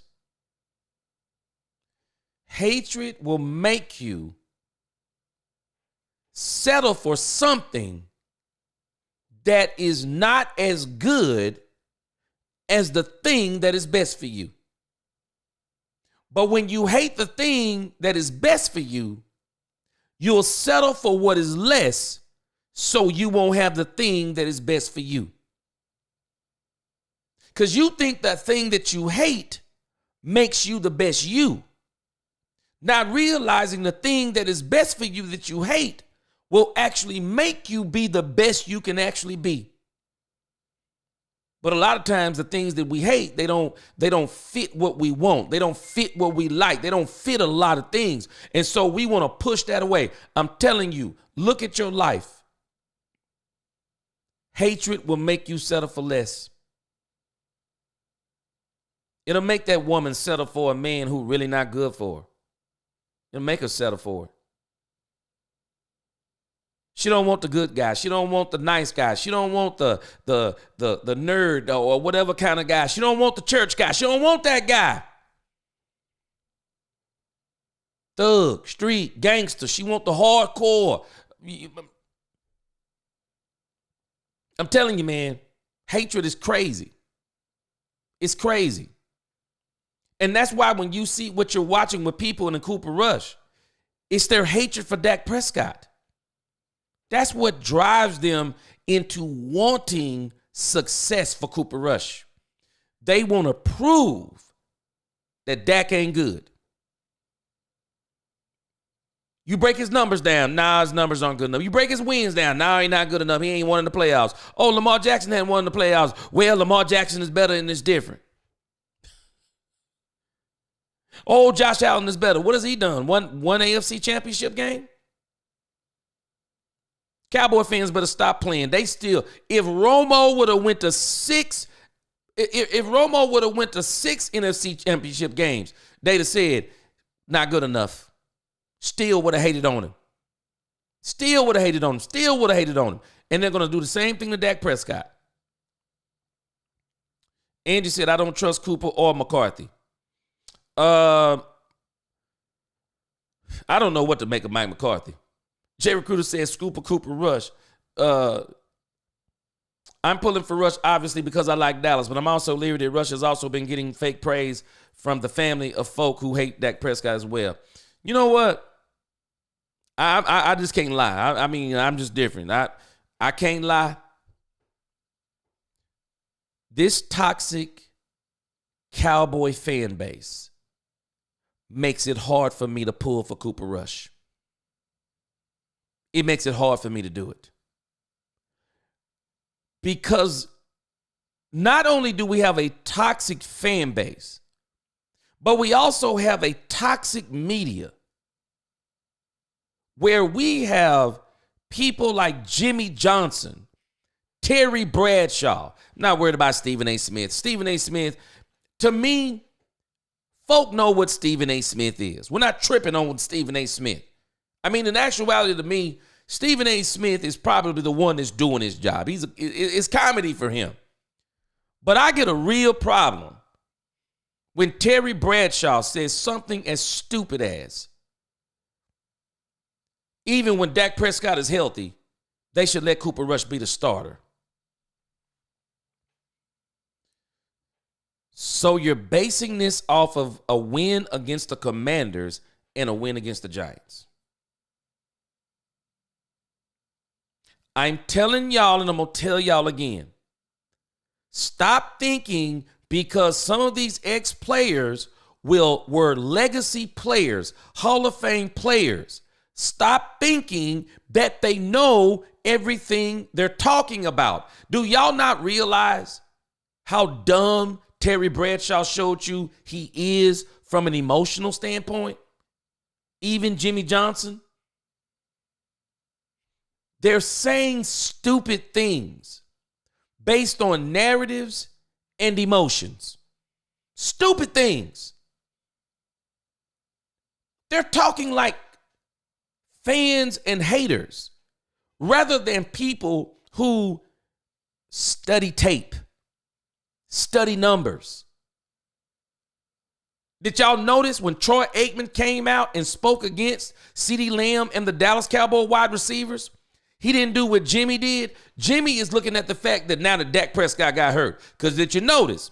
Well, I wouldn't have signed him. If it went to the Super Bowl paying what you want him. Stop it, Jimmy. You know that's not the truth. Dak go to the Super Bowl and you made him play out the contract. What make you think he want to play with you?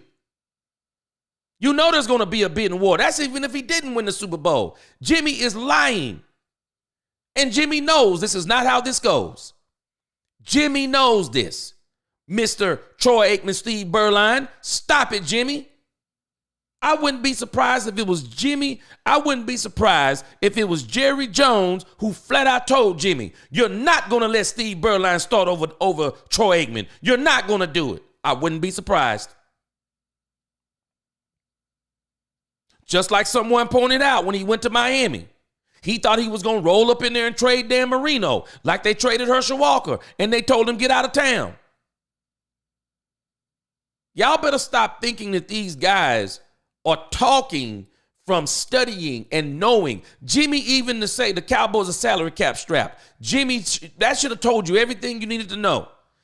They got 20-something million now, projected to have 100 million next season. And Jimmy says, I don't know what they're going to do next season because they're so strapped by these contracts. They're going to flip the switch on those contracts because that's how they're built.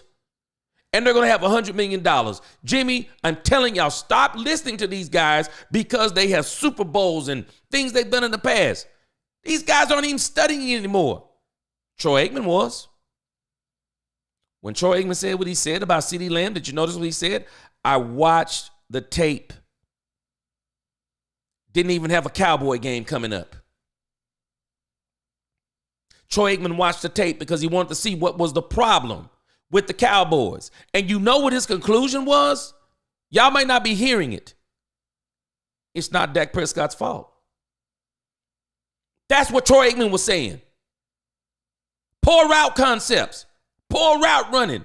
CeeDee Lamb. These wide receivers aren't even getting separation. Troy Aikman was saying the quiet parts out loud. Before Dak Prescott got hurt, he had the most tight window throws in the league. Troy Aikman is saying the quiet parts out loud. You know why? He studied the tape. Jimmy ain't studying no more. And it shows. Jimmy ain't studying. I notice when people ask Jimmy something, Jimmy ain't answering questions like a person who's watching tape. He's answering questions like fans do sometimes when they're just watching the game, throwing bricks into the television when an interception is thrown. I don't even watch games like that anymore. When I'm watching games, because I've committed myself to doing this for the fan base, when I'm watching games, I'm not watching games anymore like I used to watch them as a fan. I'm not getting up and down. No, I'm literally following what's happening. What was a key play here? What was a key play there? What happened to make this play happen? Who got blocked? Who missed a block? Who got through a block? I'm looking at these types of things. What changed the momentum in the game? Who's the game changer in the game? Who did what? I'm watching now like I'm like an analyst. Like I'm someone who's scouting the team. And we need to realize that everyone's not doing that anymore. And this is why you got a lot of these folk that are saying dumb stuff. Even Jimmy in the article I read yesterday, on Sunday, I think it was. You know, Jimmy talking about, false hope for the Cowboys. They're going to go on a run. Shut up. What gave you the indication they're about to go on a run? They're going to win against the Giants. Okay, whoop-de-do. Who didn't know they were going to beat the Giants? And they're going to win again, and they're going to win again. He's already counted the Bengals and the Carolina Panthers as wins. That's what Jimmy has done. Because Jimmy is not doing the study. He's following the narrative. He won't even admit how they won the last two games. He's following the narrative. And I'm telling you something. If Cooper Rush is as good as, again, here we go again, 7-3, mythical unicorn. If Cooper Rush is as good as people say he is, Jerry Jones and Stephen Jones have to be two of the biggest idiots in the NFL. And not just them. And 31 other teams also have to be the biggest idiots in the NFL. Because why in the world have they not came and got Cooper Rush? He went 5-1 in 2022. He hit the open market. Nobody went and got him. So you telling me these fools gonna do it again? You telling me these fools gonna do it again? Oh, man. I ain't gonna say I can't wait, but boy, I'm looking forward to it. Y'all do know Cooper Rush contract is up, right? I can't wait for the NFL frenzy to get Cooper Rush. The NFL offseason is gonna go crazy because Cooper Rush, after going Cooper Rush, he's going to go on a 6-game winning streak. Wait a minute, it's 2 games now? So he's going to go on a 7-game winning streak, take the Cowboys to the playoffs, win the first round, second round, third round, Super Bowl, Nick Foles. And boy, the frenzy is going to be on for Cooper Rush. But we are about to watch a Cinderella story with Cooper Rush. Pun intended. Boy, I can't wait to see the rush for Cooper Rush. Can't wait to see it. D-Rail said the run game is like body shots. You'll wear down your opponents. That's it. That's what I keep saying, D-Rail. You don't run to have a dominant run game. You run to dominate the game. That's how you do it. Jared, it was like a joke. Yeah. Barkley is great, but what makes that train run is that old line. They picked up Becton, and he might be an all-pro. We need to build that line to take teams out in the fourth quarter. We won 3 Super Bowls. And you know what? Lone Star. But it's a combination. It's a combination, Lone Star. And let us not forget this. They not only got a good offensive line, they have 2 great wide receivers. They have a good to great, maybe in between, tight end. They have a sensational running back. And folk ain't hearing me. This dude backup is crazy. Number 14 for the Eagles. Man, y'all don't understand what I'm telling y'all. This Philadelphia Eagles team is loaded. We keep talking about, Saquon, but no, man, I'm telling you, these guys are loaded. The backup running back, number 14, Kenneth Gainwell. This dude is absolutely nasty. He been doing crazy stuff. I'm going to tell y'all right now, I believe that this dude could be a starter on another team. In the little play that he gets, he will come in and he will casually break a long run. He'll break a long run that'll get a first down. And that first down will be a key run that will keep a first down going or keep a drive going. I'm telling y'all, this dude could be a starter on another team. They don't run him a whole lot. But when they do, especially as of late, when they run him, this dude does damage. He does damage. Now, they're not going to be the team that they are now if he falls. But I'll tell you this, I think he's good enough that they can still stay in games. I'm telling y'all, this Eagles team is loaded. It is loaded. And Kenneth Gainwell is a very good change of pace running back for the Philadelphia Eagles. He's a very good change of pace running back. You look at some of the stuff that he's done this season. I'm just looking at a few games that I watched. You look at the Rams, he was 5 for 22. His longest was 13. Those keep drives going. They bring him in for a stint. Look at this. He's 4 for 43 against the Commanders. His longest was 14. Those are drive sustainers. I remember the game against the Cowboys. Y'all might not remember. He came in. He was the one who broke that 13-yard run and kept a drive going. And then after that, Saquon Barkley came in, and then he cracked them skulls of the Cowboys. I'm telling y'all, man, this Eagles team, whether anyone wants to accept it or not, they're loaded. They're loaded. And so the Cowboys, this is the issue for us. We have got to find a way to get our running game to where it's not just Rico Dowdle now. Now I wish we could find a way to work in Deuce Vaughn. Because when I think about the run game for the Eagles, it's not just the line. It's the fact they got two guys on the outside that are super studs. It's the fact they got a tight end. It's the fact they got a running game. And the cherry on the top, Jalen Hurts. He doesn't have to throw for 200 yards. Why? Why does he need to throw for 200 yards? What does he need to do that for? When his combined yardage, when Jalen Hurts combined yardage, that's the stat. See, we don't want to win like this. See, we don't want to win like we don't want to win like the Eagles. We don't want to win like teams like them because we too bougie. Because we pay our players, we want them to have the best stats in the league. And it's strange to me, we're the only ones that think like that. No one else thinks like that. Let me show you what the Cowboy fans couldn't take.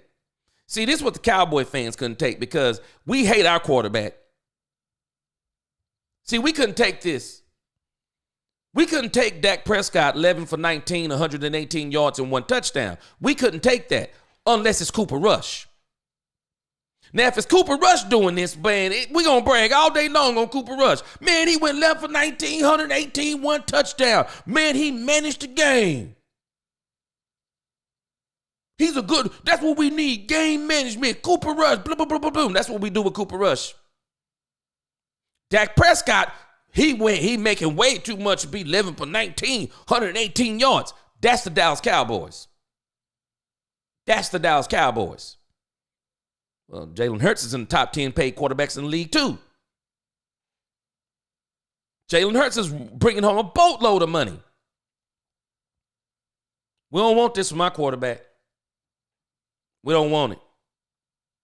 We don't want this type of stuff. Look at this. Jalen Hurts. He was 9 for 29. That's not a big running day for him. He was 9 for 29. We, as the Dallas Cowboy fan base, we would still, even winning, we would still be dogging Dak Prescott if he had 150 yards total. I don't care if we're winning. Oh, it's the defense. Yeah, it's the defense, man. It's the defense, you know what I'm saying? That's us. Philly ain't worried about that stuff. All Philly is worried about is this number right here. 10-2. 10-2. That's all they're worried about. We don't do that. We got to get more like that. And I find it to be strange. We're 5-7. We got one of our superstars, and all he do is flap his gums. We got a team that's 10-2 on the verge of being the top team in the NFC, and I don't hear nothing from nobody. Nothing. I don't hear nothing.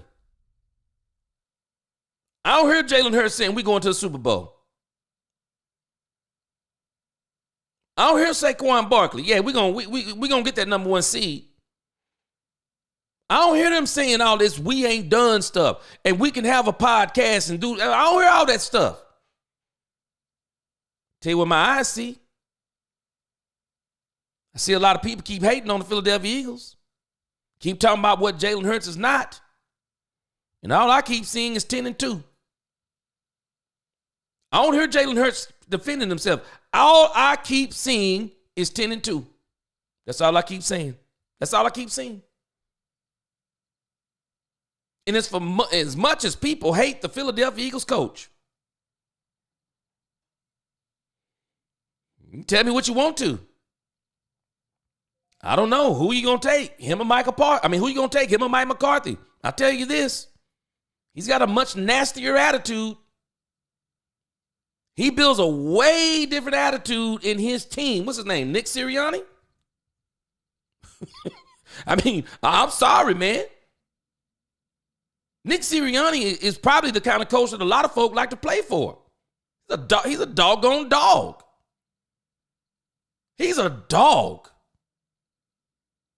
And this dude here, he didn't mind. You know what? He saw some mistakes he made. What did he do? He corrected them. Bring in Kellen Moore. Let's do it. Yeah, give him the plays. Let's do it.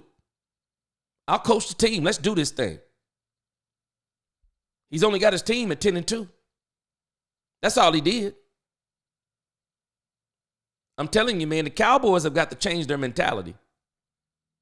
And my fear is, and I'm gonna talk about this as I close out later on, but my fear is where we're headed with this season, this quote unquote, if someone doesn't put us out of our misery, the result of this season is going to have ramifications, Cowboys fans. It is going to have ramifications for the next 3 seasons. And I'm going to point those out to you here in a moment. But I want to look at something else. Found something else again I was talking about in the beginning that formerly Dak Attack, I think it's called Attack the Cowboys now.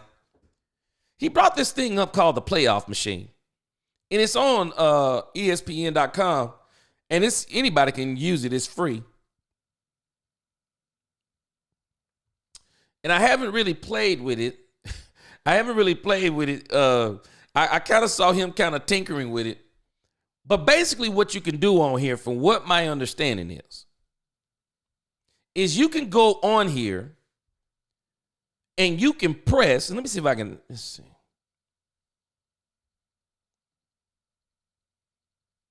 Don't really know what y'all are watching this on. I know a lot of people watch stuff like this on their phones. I'm just trying to get it big enough. So, from what my understanding is, you can go on here by the week and you can push the win or the loss, And it will continue to update the playoff picture for you, if I'm not mistaken. So let's see. Week 14 is coming up, correct? So if we look at the NFC side of these things, so we go over here, and if we say Green Bay, and I don't think the Green Bay Detroit stuff even matters, but for giggles, I'm going to still pick Detroit, even though I think Green Bay can upset them. This is week 14. So this is a great game right here. The Seattle Seahawks and the Arizona Cardinals. This is a division game. I'm going to pick Arizona because it's going to be in Arizona. New York and the Saints, I'm going to pick the Saints. Questionable, but I'm going to pick the Saints. The Bills and the Rams, I'm going to pick the Bills because that'll help the Cowboys. Just for whatever I just run through. So we got this. So the Bears and the 49ers, even without McCaffrey, I'm picking the 49ers. Chargers and the Chiefs. Do not be shocked if the Chargers go in and beat the Chiefs, but this isn't about the AFC for me. Falcons and the Vikings. I'm picking the Vikings. Raiders and the Bucks. Raiders are in full tank mode. I'm picking the Bucks. Cowboys against the Bengals. Just for giggles. Let's pick the Cowboys.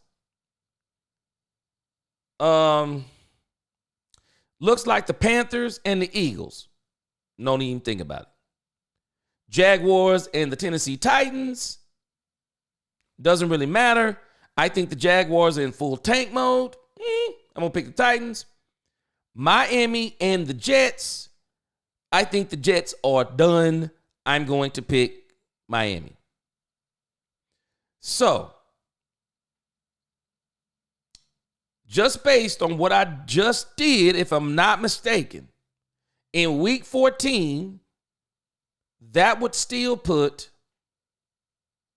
the Washington Commanders at the 7th seed. That would put the Washington Commanders at the 7th seed. Okay, I think we can keep going. So, Rams at 49ers. We'll pick the 49ers because they're at home. I'm picking the Broncos no matter who they play, or pretty much no matter who they play. Definitely picking the Ravens over the Giants.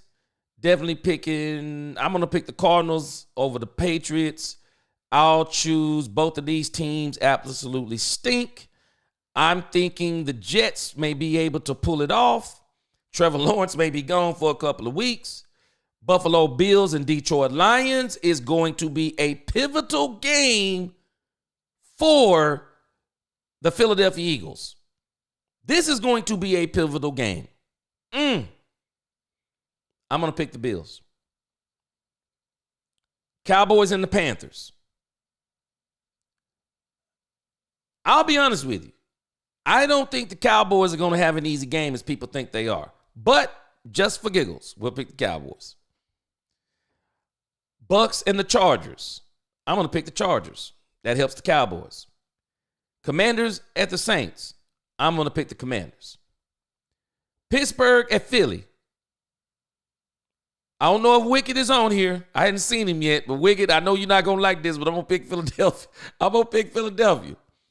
I'm going to pick Philadelphia over the Steelers. Even though I think the Steelers are a great team, I think that Philly is way better than people think. Bengals at Tennessee, I'm going to pick Joe Shiesty. Green Bay at the Seattle Seahawks, I'm going to pick the Packers. Chiefs, Cleveland. Woo, boy, watch this. This could be an upset. This right here could truly be an upset at Cleveland. I'm going to pick Cleveland just for giggles. Chicago, Minnesota, picking Minnesota. I think that the Bears on a downward spiral right now. Miami at the Texans. Who knows? Both I'll give it to the home team. Falcons at the Raiders. Raiders are in full tank mode. I'll give it to the Falcons. So just by that in week 15, you still don't get a lot of movement, but it looks like the Seahawks have moved out. The Arizona Cardinals have moved up to that 3rd seed. And we still got the Atlanta Falcons at the 4th seed, but the Washington Commanders continue to hold on to the 7th seed. So we go to week 16. I'm picking the Broncos over the Chargers. I just think they're too good.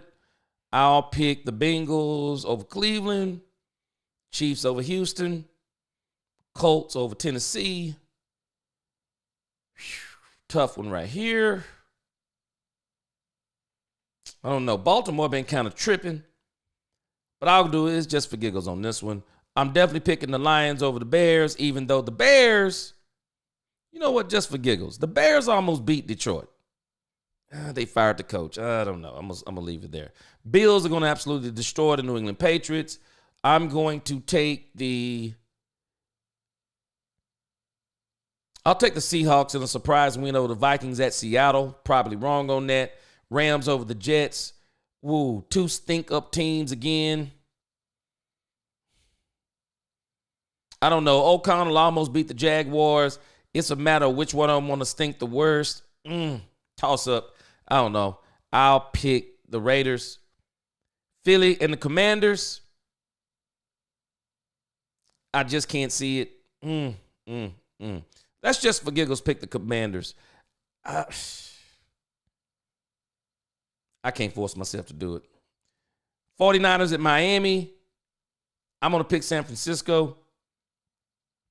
I'll pick the Falcons over the Giants. I can't on this one either. I can't even on this one. I just don't know if the Cowboys are going to be able to beat the Bucs. I just don't know if they're going to be able to do it. I mean, the Bucs absolutely stomped the Giants. It wasn't even a game. But just for giggles, I'll give it to the Cowboys. Cardinals, Panthers. I'm going to give it to the Cardinals on that one, even though this could also be an upset. I'm telling you, the Panthers have been playing really well. Then I'm going to take Green Bay. So by that time, the problem is no matter what happens everywhere else, because the only seat available to anybody is the 7th seed. I think everything else is pretty much locked up. So you go to week 17, Chiefs and the Pittsburgh Steelers. I know some people are going to get mad. I'm going to pick the Steelers. Buffalo is going to beat the Jets. Baltimore over the Texans. Both of these teams stink. I'll pick Tennessee. Seattle will beat the Bears, I believe. Again, we got another Panthers game in Tampa Bay. We'll pick Tampa Bay. Cardinals and the Rams. I think the Cardinals are better than the Rams. Green Bay and the Vikings. I'm going to pick the Vikings just because they're at home. Chargers over New England, no doubt. Both of these teams stink. I'll give it to the Saints. I think the Raiders are in full tank mode. Broncos versus the Bengals. Anybody the Broncos play, I'm giving them the win. I mean, the defense is just too doggone good. Cowboys at the Eagles. Ain't no way. I'm not even playing right there. Ain't no way Cowboys beating them. It's just no way to me. Falcons and Commanders. I still say the Commanders will win that game. Let's give it to the Falcons, just for giggles. Cleveland and Miami doesn't really matter, but I'll take Cleveland. Anybody playing New York probably going to win. Detroit to beat San Francisco. So again, the problem becomes, no matter how you slice this, the Cowboys pretty much, they'll have to win out or there'll be some kind of slip. And the only way this happens is, notice what I have. I have the Washington Redskins. They're at 9-7. But the Cowboys is at 9-8. And so this is the scenario right here. I mean, this is it. This is the scenario with all of these different things having to happen. Some of those wins I gave to teams who I don't believe are going to lose. That's how much help the Cowboys need. That's how much help. Let's look at it. Houston, Colts, Falcons. I'm going to take the Broncos in the second game against the Chiefs. I'm going to take the Bucks at home. Chargers. Might take the Rams. Cowboys and the Commanders. This is the only scenario. Wait, hold on a second. Wait, something changed. Let's look at that in just a moment. Bills. Eagles. Both of them stink. I'll take Miami. Detroit. Baltimore. Green Bay. Pittsburgh, no doubt. San Fran and the Cardinals. I'll take San Fran.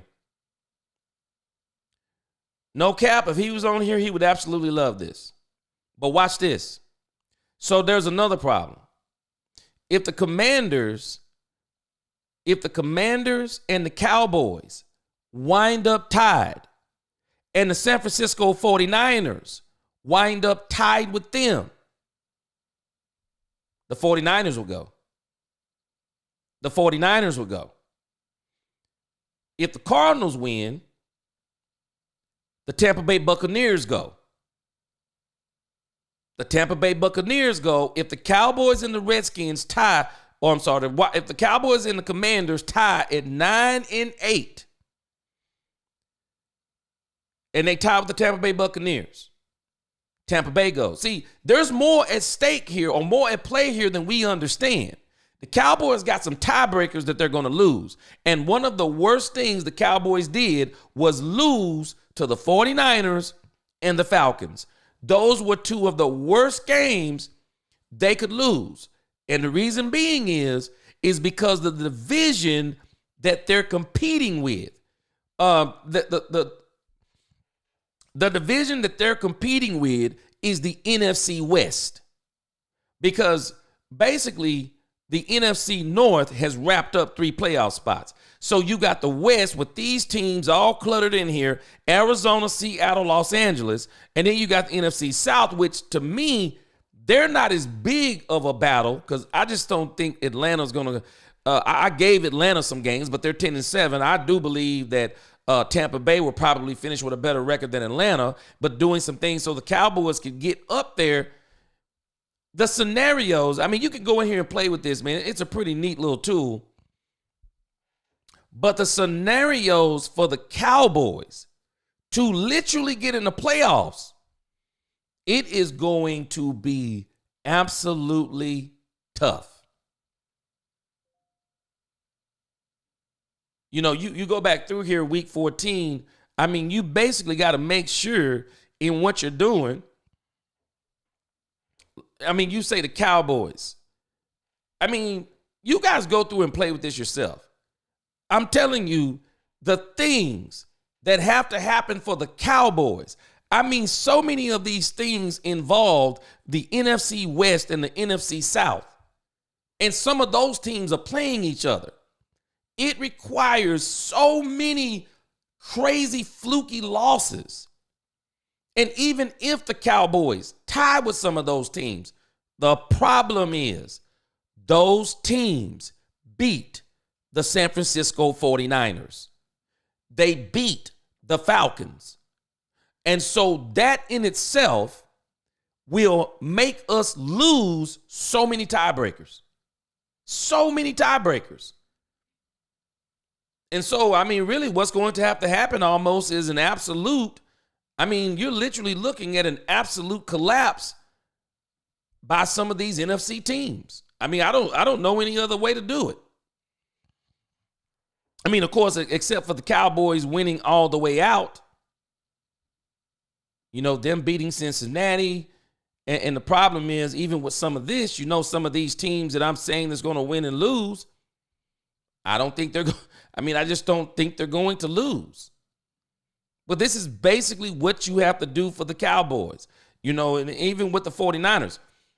The 49ers, whether people realize it or not, they're not done. They're not done.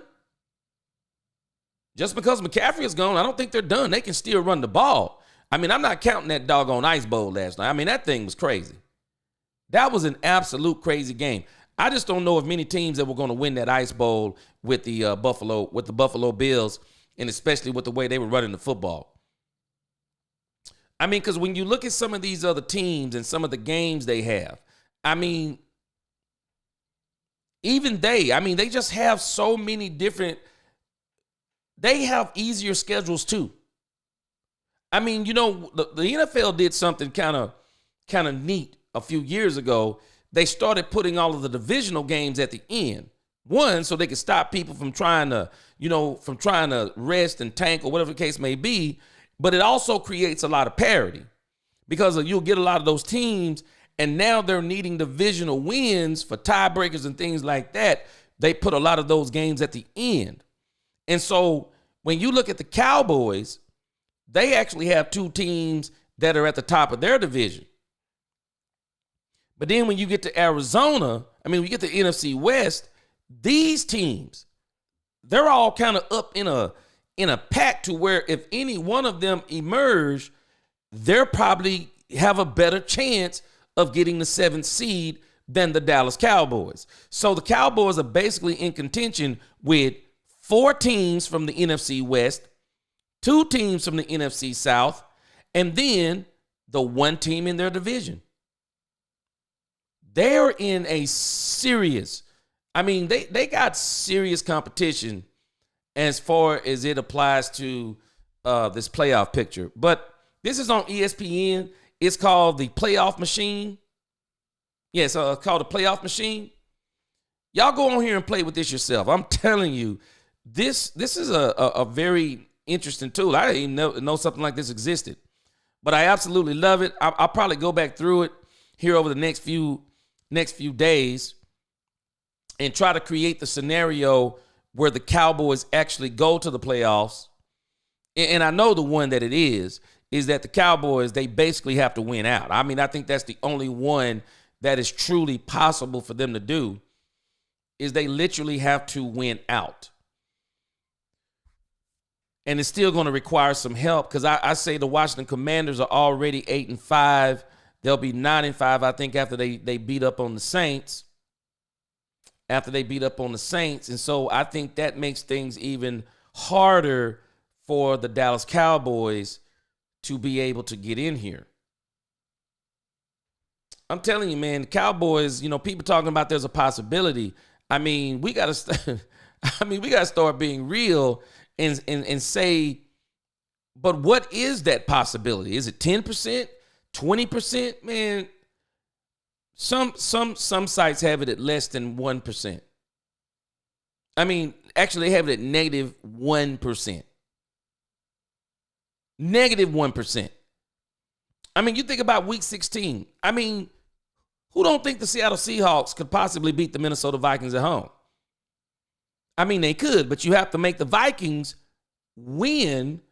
You have to make them win against the Seattle Seahawks to even make this look manageable. And you don't even want to say, what if the Commanders wind up knocking out the Eagles at home? You can't even say stuff like that. Miami, you give Miami the win right there. New York, give that to the Falcons. I'm sorry. Cowboys again, win. Cardinals. You would literally have to say, okay, if we really want the Cowboys to have a chance to get in, we need the Panthers to win rather than the Cardinals. And so each week, how favorable. Just look at this. Come on, man. The Cowboys beating the Eagles. I'm not saying it's impossible, but how favorable.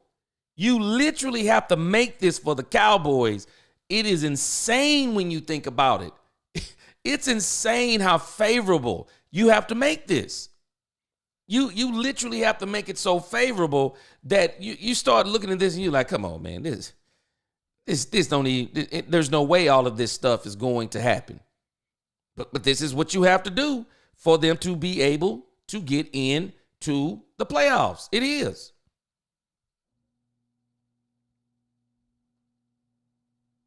Doesn't really matter over there.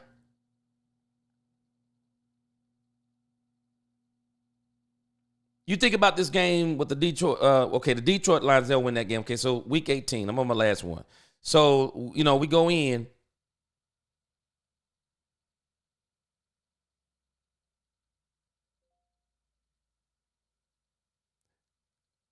And so, again, here's the scenario. So the Cowboys, I've got it all the way down to week 18. The Cowboys have won every game. And we've made it come down to the Cowboys. Let me make sure I did it. Let me see. Okay, I chose the Cowboys over the Eagles.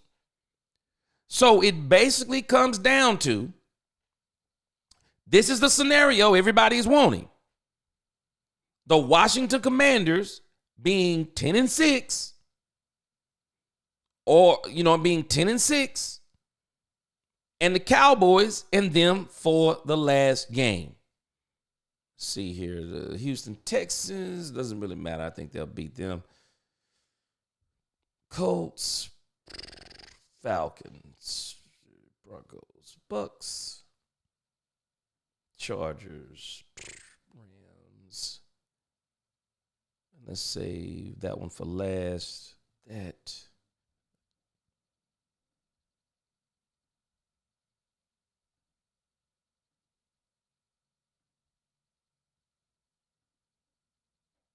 So we hit that magic number with the Cowboys, and that's how they get in. Still needing a tremendous amount of help. This is how the Cowboys get in.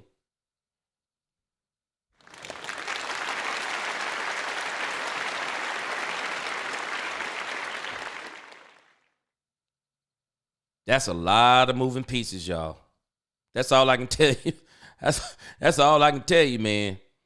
That's a lot of moving pieces. That's a lot of moving pieces. I don't know about y'all. I just don't want to rely on that. I don't want to rely on that getting in. I just think that it becomes impossible. Lewis, going back, he says Trayvon needs to control himself because we'll hit him. Keedy Boy says, I'm a little late checking in, but I'm in the building. What's going on, Keedy? The Cowboys better put their vest and hard hat on and run the ball Monday night. That's what I've been saying. I just think that's the only way they can do it. They don't want to get into a shootout, but what you would rather do is do what you did in 2022, is you hold them down to 17 points, and maybe you can get out of there with a field goal at the end. Oh, yeah, yep. Lewis Bailey teams will hit him with a stop and go for sure. And I don't think Trayvon is really confident in them legs yet. And I think that's one of the reasons why he may be suffering with a growing injury. One of the worst things that happens when you get a knee injury is that you start to overcompensate, or you start trying to, because if you get a little bit of tingling in that knee, or if you feel like it feel a little funny, it causes issues. And so this is what happens to a lot of people. Jay Orman said, I think the Cowboys will make the playoffs if everyone in the hunt loses. Cowboys will get the 8th spot, then the Commanders lose, which I don't think they can beat the Saints or the Eagles in 7 losses.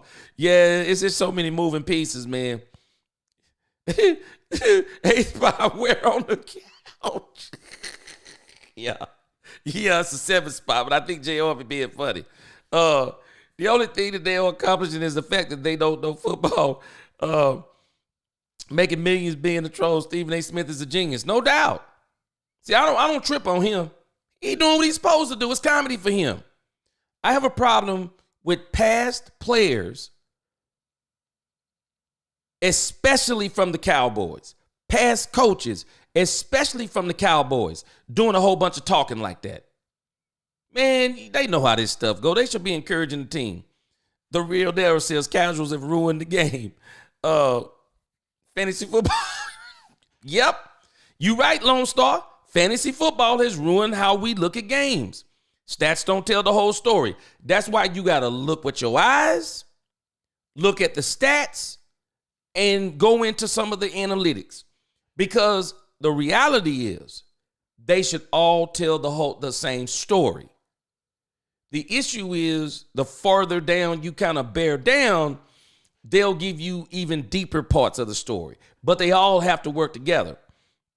And that's why for me, sometimes when I see stats, and even when I see scores, I'm kind of like, man, let me go back and see what happened in this game. Because I'm telling you, when the Cowboys score flew across my screen, 34-26, and I was like, 34-26? Wow. But then when I was watching the game, I'm midway through the fourth quarter saying, did I get the wrong game across my screen? And all of that stuff happened within the last 6 minutes of the game. So it's good to see some of the games so you can see what's going on with this team. That's why I've watched the Chiefs. I've watched the Bengals. I've watched Pittsburgh, watched Detroit, of course. You know, you watch some of these games so you can really get a feel for what these teams are. That's why, for me, I don't need nobody to tell me about Philly. Now, I know what Philly is. I know what Philly is, Pittsburgh, Buffalo. I know what a lot of these teams are because just watching a few of their games, you can see how they're trending. Lewis said don't they wonder why no team has tried to call and get Cooper Rush. I keep making the same argument, Lewis. I keep making the same argument. Folk are watching tape on this dude, and they're saying, man, he ain't got no velocity. And a lot of teams are saying, man, you need way too much for Cooper Rush to win. Way too much.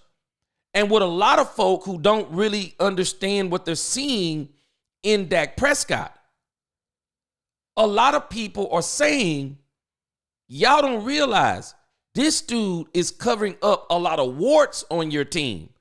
And the problem is, and then when y'all play the good teams, because he can't cover all the warts, then y'all's team get exposed. And then y'all start saying it's Dak Prescott. That's what we're watching. At least Jerry was smart enough to keep Rush. Well, the rest of the NFL is actually dumb, Wilson, because they weren't smart enough to get him. He's been on the free agent market twice. Running the ball is what make play action pass work. Exactly. The Cowboys are going to have to figure out ways to manufacture a run game. My opponents need to build within first. Playmakers only as good as that old line. Oh, no doubt. I mean, you look at the 90s Cowboys. It was the old line. They got Troy, a line, a running back, wide receiver was there. Got him another wide receiver, tight end. You get him a third wide receiver. I mean, you do these things, and then what do?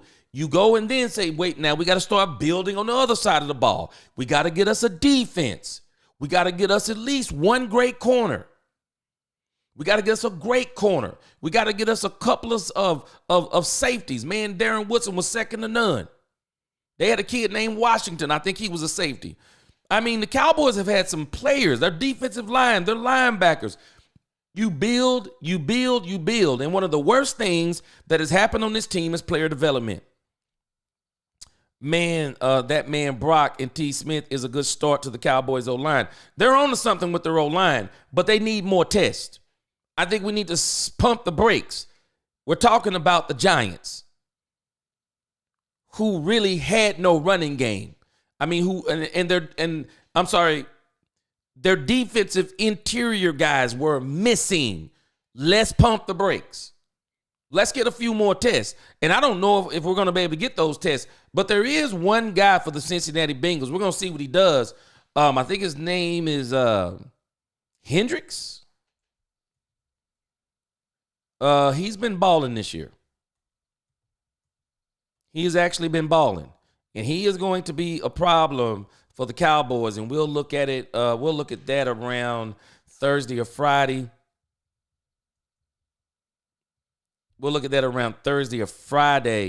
But the Bengals have actually got a superstar, has got a superstar on defense, and he's been wreaking havoc on the opposing teams. Let me see. What is he here? It's Hendrickson. Yes, it's Hendrickson, the right defensive end. He's been wreaking havoc. So you're about to see, if you think this line is good, you're about to see what's going on with the Cincinnati Bengals. Their defense isn't good overall, but this dude Hendricks has been balling. Yeah, he's been balling. Nietzsche said, I don't know what's worse, the stubbornness of the Joneses or Mike McCarthy. If they all would just sit down and do their jobs, this team would be a lot better. Oh, exactly. Lewis said the backup quarterback and field goal kicker contracts are up after the season. Yep. The Cowboys actually have no backup on the team after the season is over. If we're talking about the Cowboys, they definitely, and we already know Brandon Aubrey getting signed. He don't when he got Dak Prescott agent, so we know he getting signed. He's going to be the highest paid kicker in the league. Jay Army says, so you're saying Deuce Vaughn, the same running back that Mike McCarthy runs up the middle with vanilla running plays, and then act surprised on the sideline when he blows up at these modern running plays. Man, I'm with you, Jay Army. I'm telling you, man. I'm telling you. I could care less about stats. They're all a part of it. They're all a part of it because the stats do help you connect what you're seeing with your eyes. I mean, because at the end of the day, and maybe this is where you are, Lone Star, but at the end of the day, I mean, if you had 25 carries for 25 yards, I mean, you only had 25 yards, period. I mean, it don't matter how they stopped you, whatever the case may be, you had 25 yards. But a lot of times, people want to see what's going on with the line, what player was giving, which side were they running to, what kind of plays were they running, because that tells us tale too.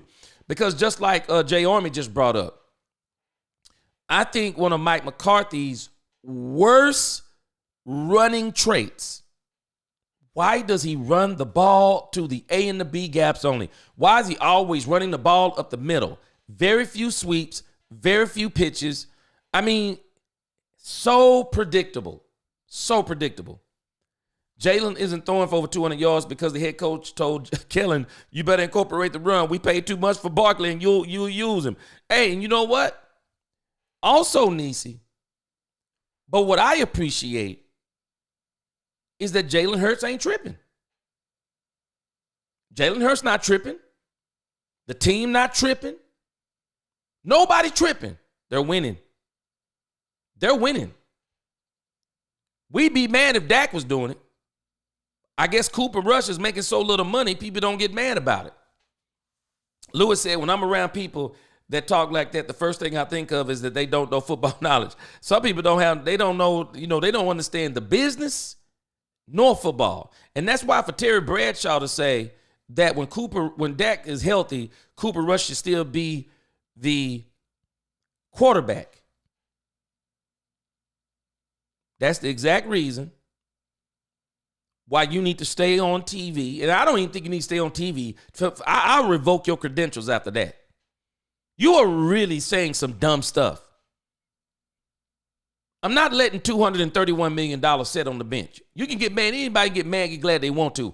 I'm not letting $231 million sit on the bench.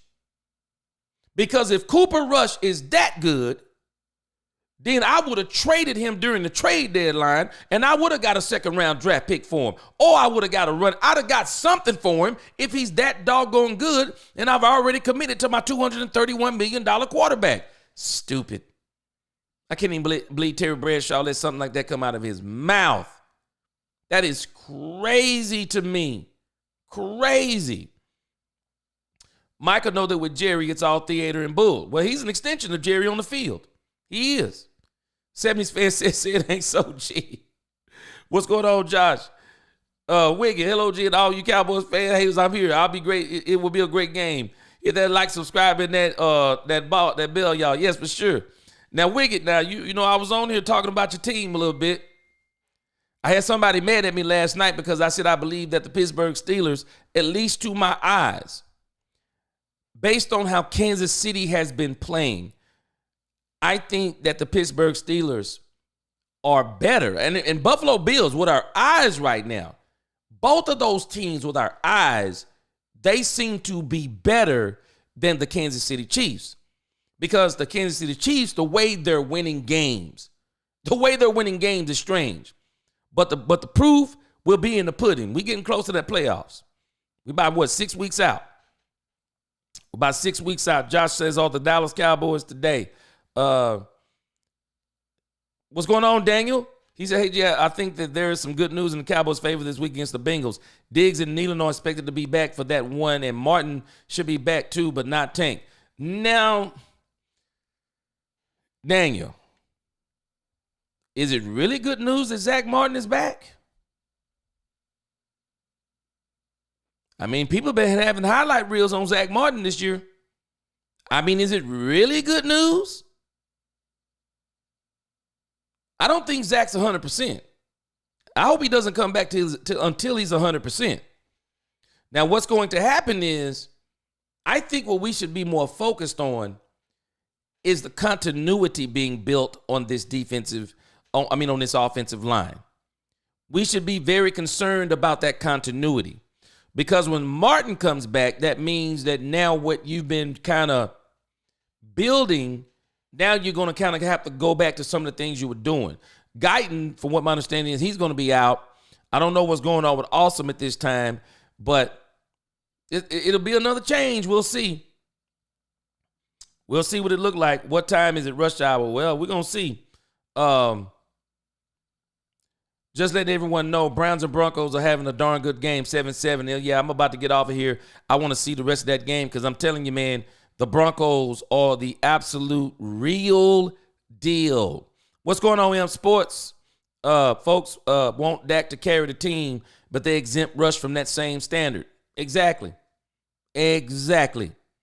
Mike does not have the plan, but if you pay attention, he plays Dak like he did with A-Rod, the Packers. Yep, he does. That time we're not even in the top 15 running when they won the Super Bowl. I agree with you, Wilson. He plays Dak different because he knows Dak can do more. And he wants to try to see, he wants to show off all his dazzling plays. And with Cooper Rush, he basically has to shut off 50% of the playbook. He's got to shut it off. I'll tell you what I'm going to do. We're going to close out here. I'm going to read the last few of your comments, and I'm going to let everybody go watch the game. And I think what I may do tonight, because I want to come back and tell you what I want to talk to us about the result of the Cowboys getting to the playoffs. I want to talk about that tonight. Daniel Lim says Bengals are number 5 on offense, but they're 29 on defense, so it's basically split with that roster. Henderson is a dog. Yeah, that's the guy I was talking about, and is a dog, but everyone else is awful. And that's why I say with this game, the problem is, I would say that Burrow can have more success against our defense than Cooper can have against their defense. Because that's why everyone has the Cowboys at they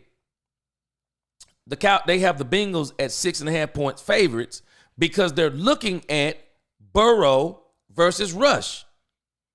It's not even a contest, even though they're not playing against each other.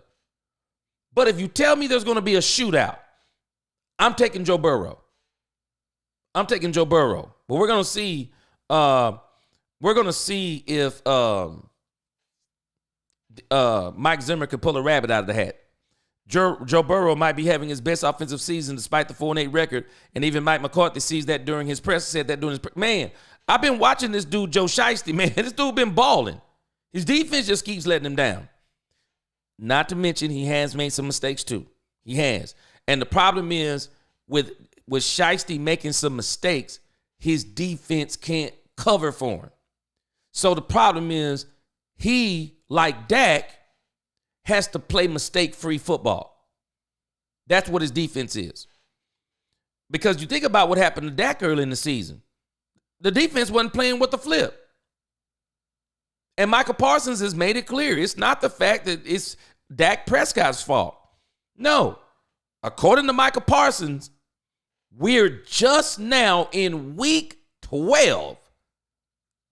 Week 13. We're just now figuring out Mike Zimmer's defense? Y'all think about what we're doing. We're just now kind of figuring out the offensive line? And this is what Dak was dealing with?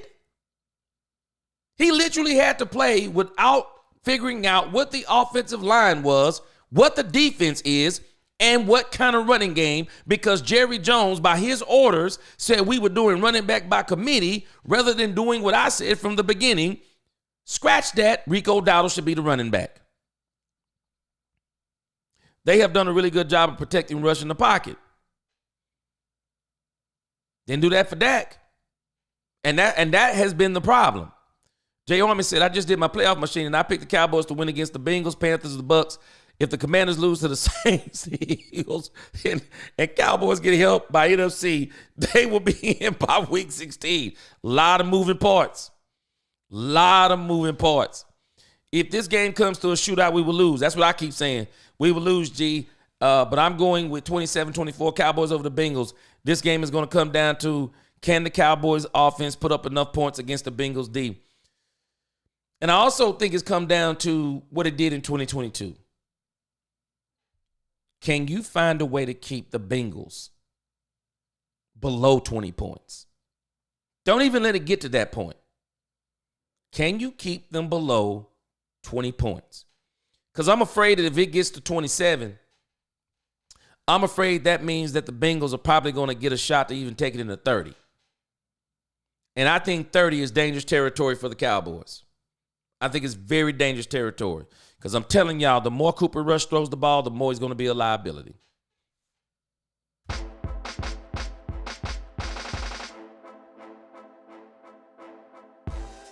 All right, guys. I'm going to see how I feel tonight. And what I may do, I may come back for the post-game show of this game because I want to see the rest of it. Because I definitely want to see what Jameis Winston does. So happy that he's got a second chance at life in the NFL. And so, we're going to continue to talk about the Cowboys at the post-game show. Make sure you hit that like button, notification bell, so you know the next time we drop a live or another video. Let's talk Cowboys. We talk facts. Peace.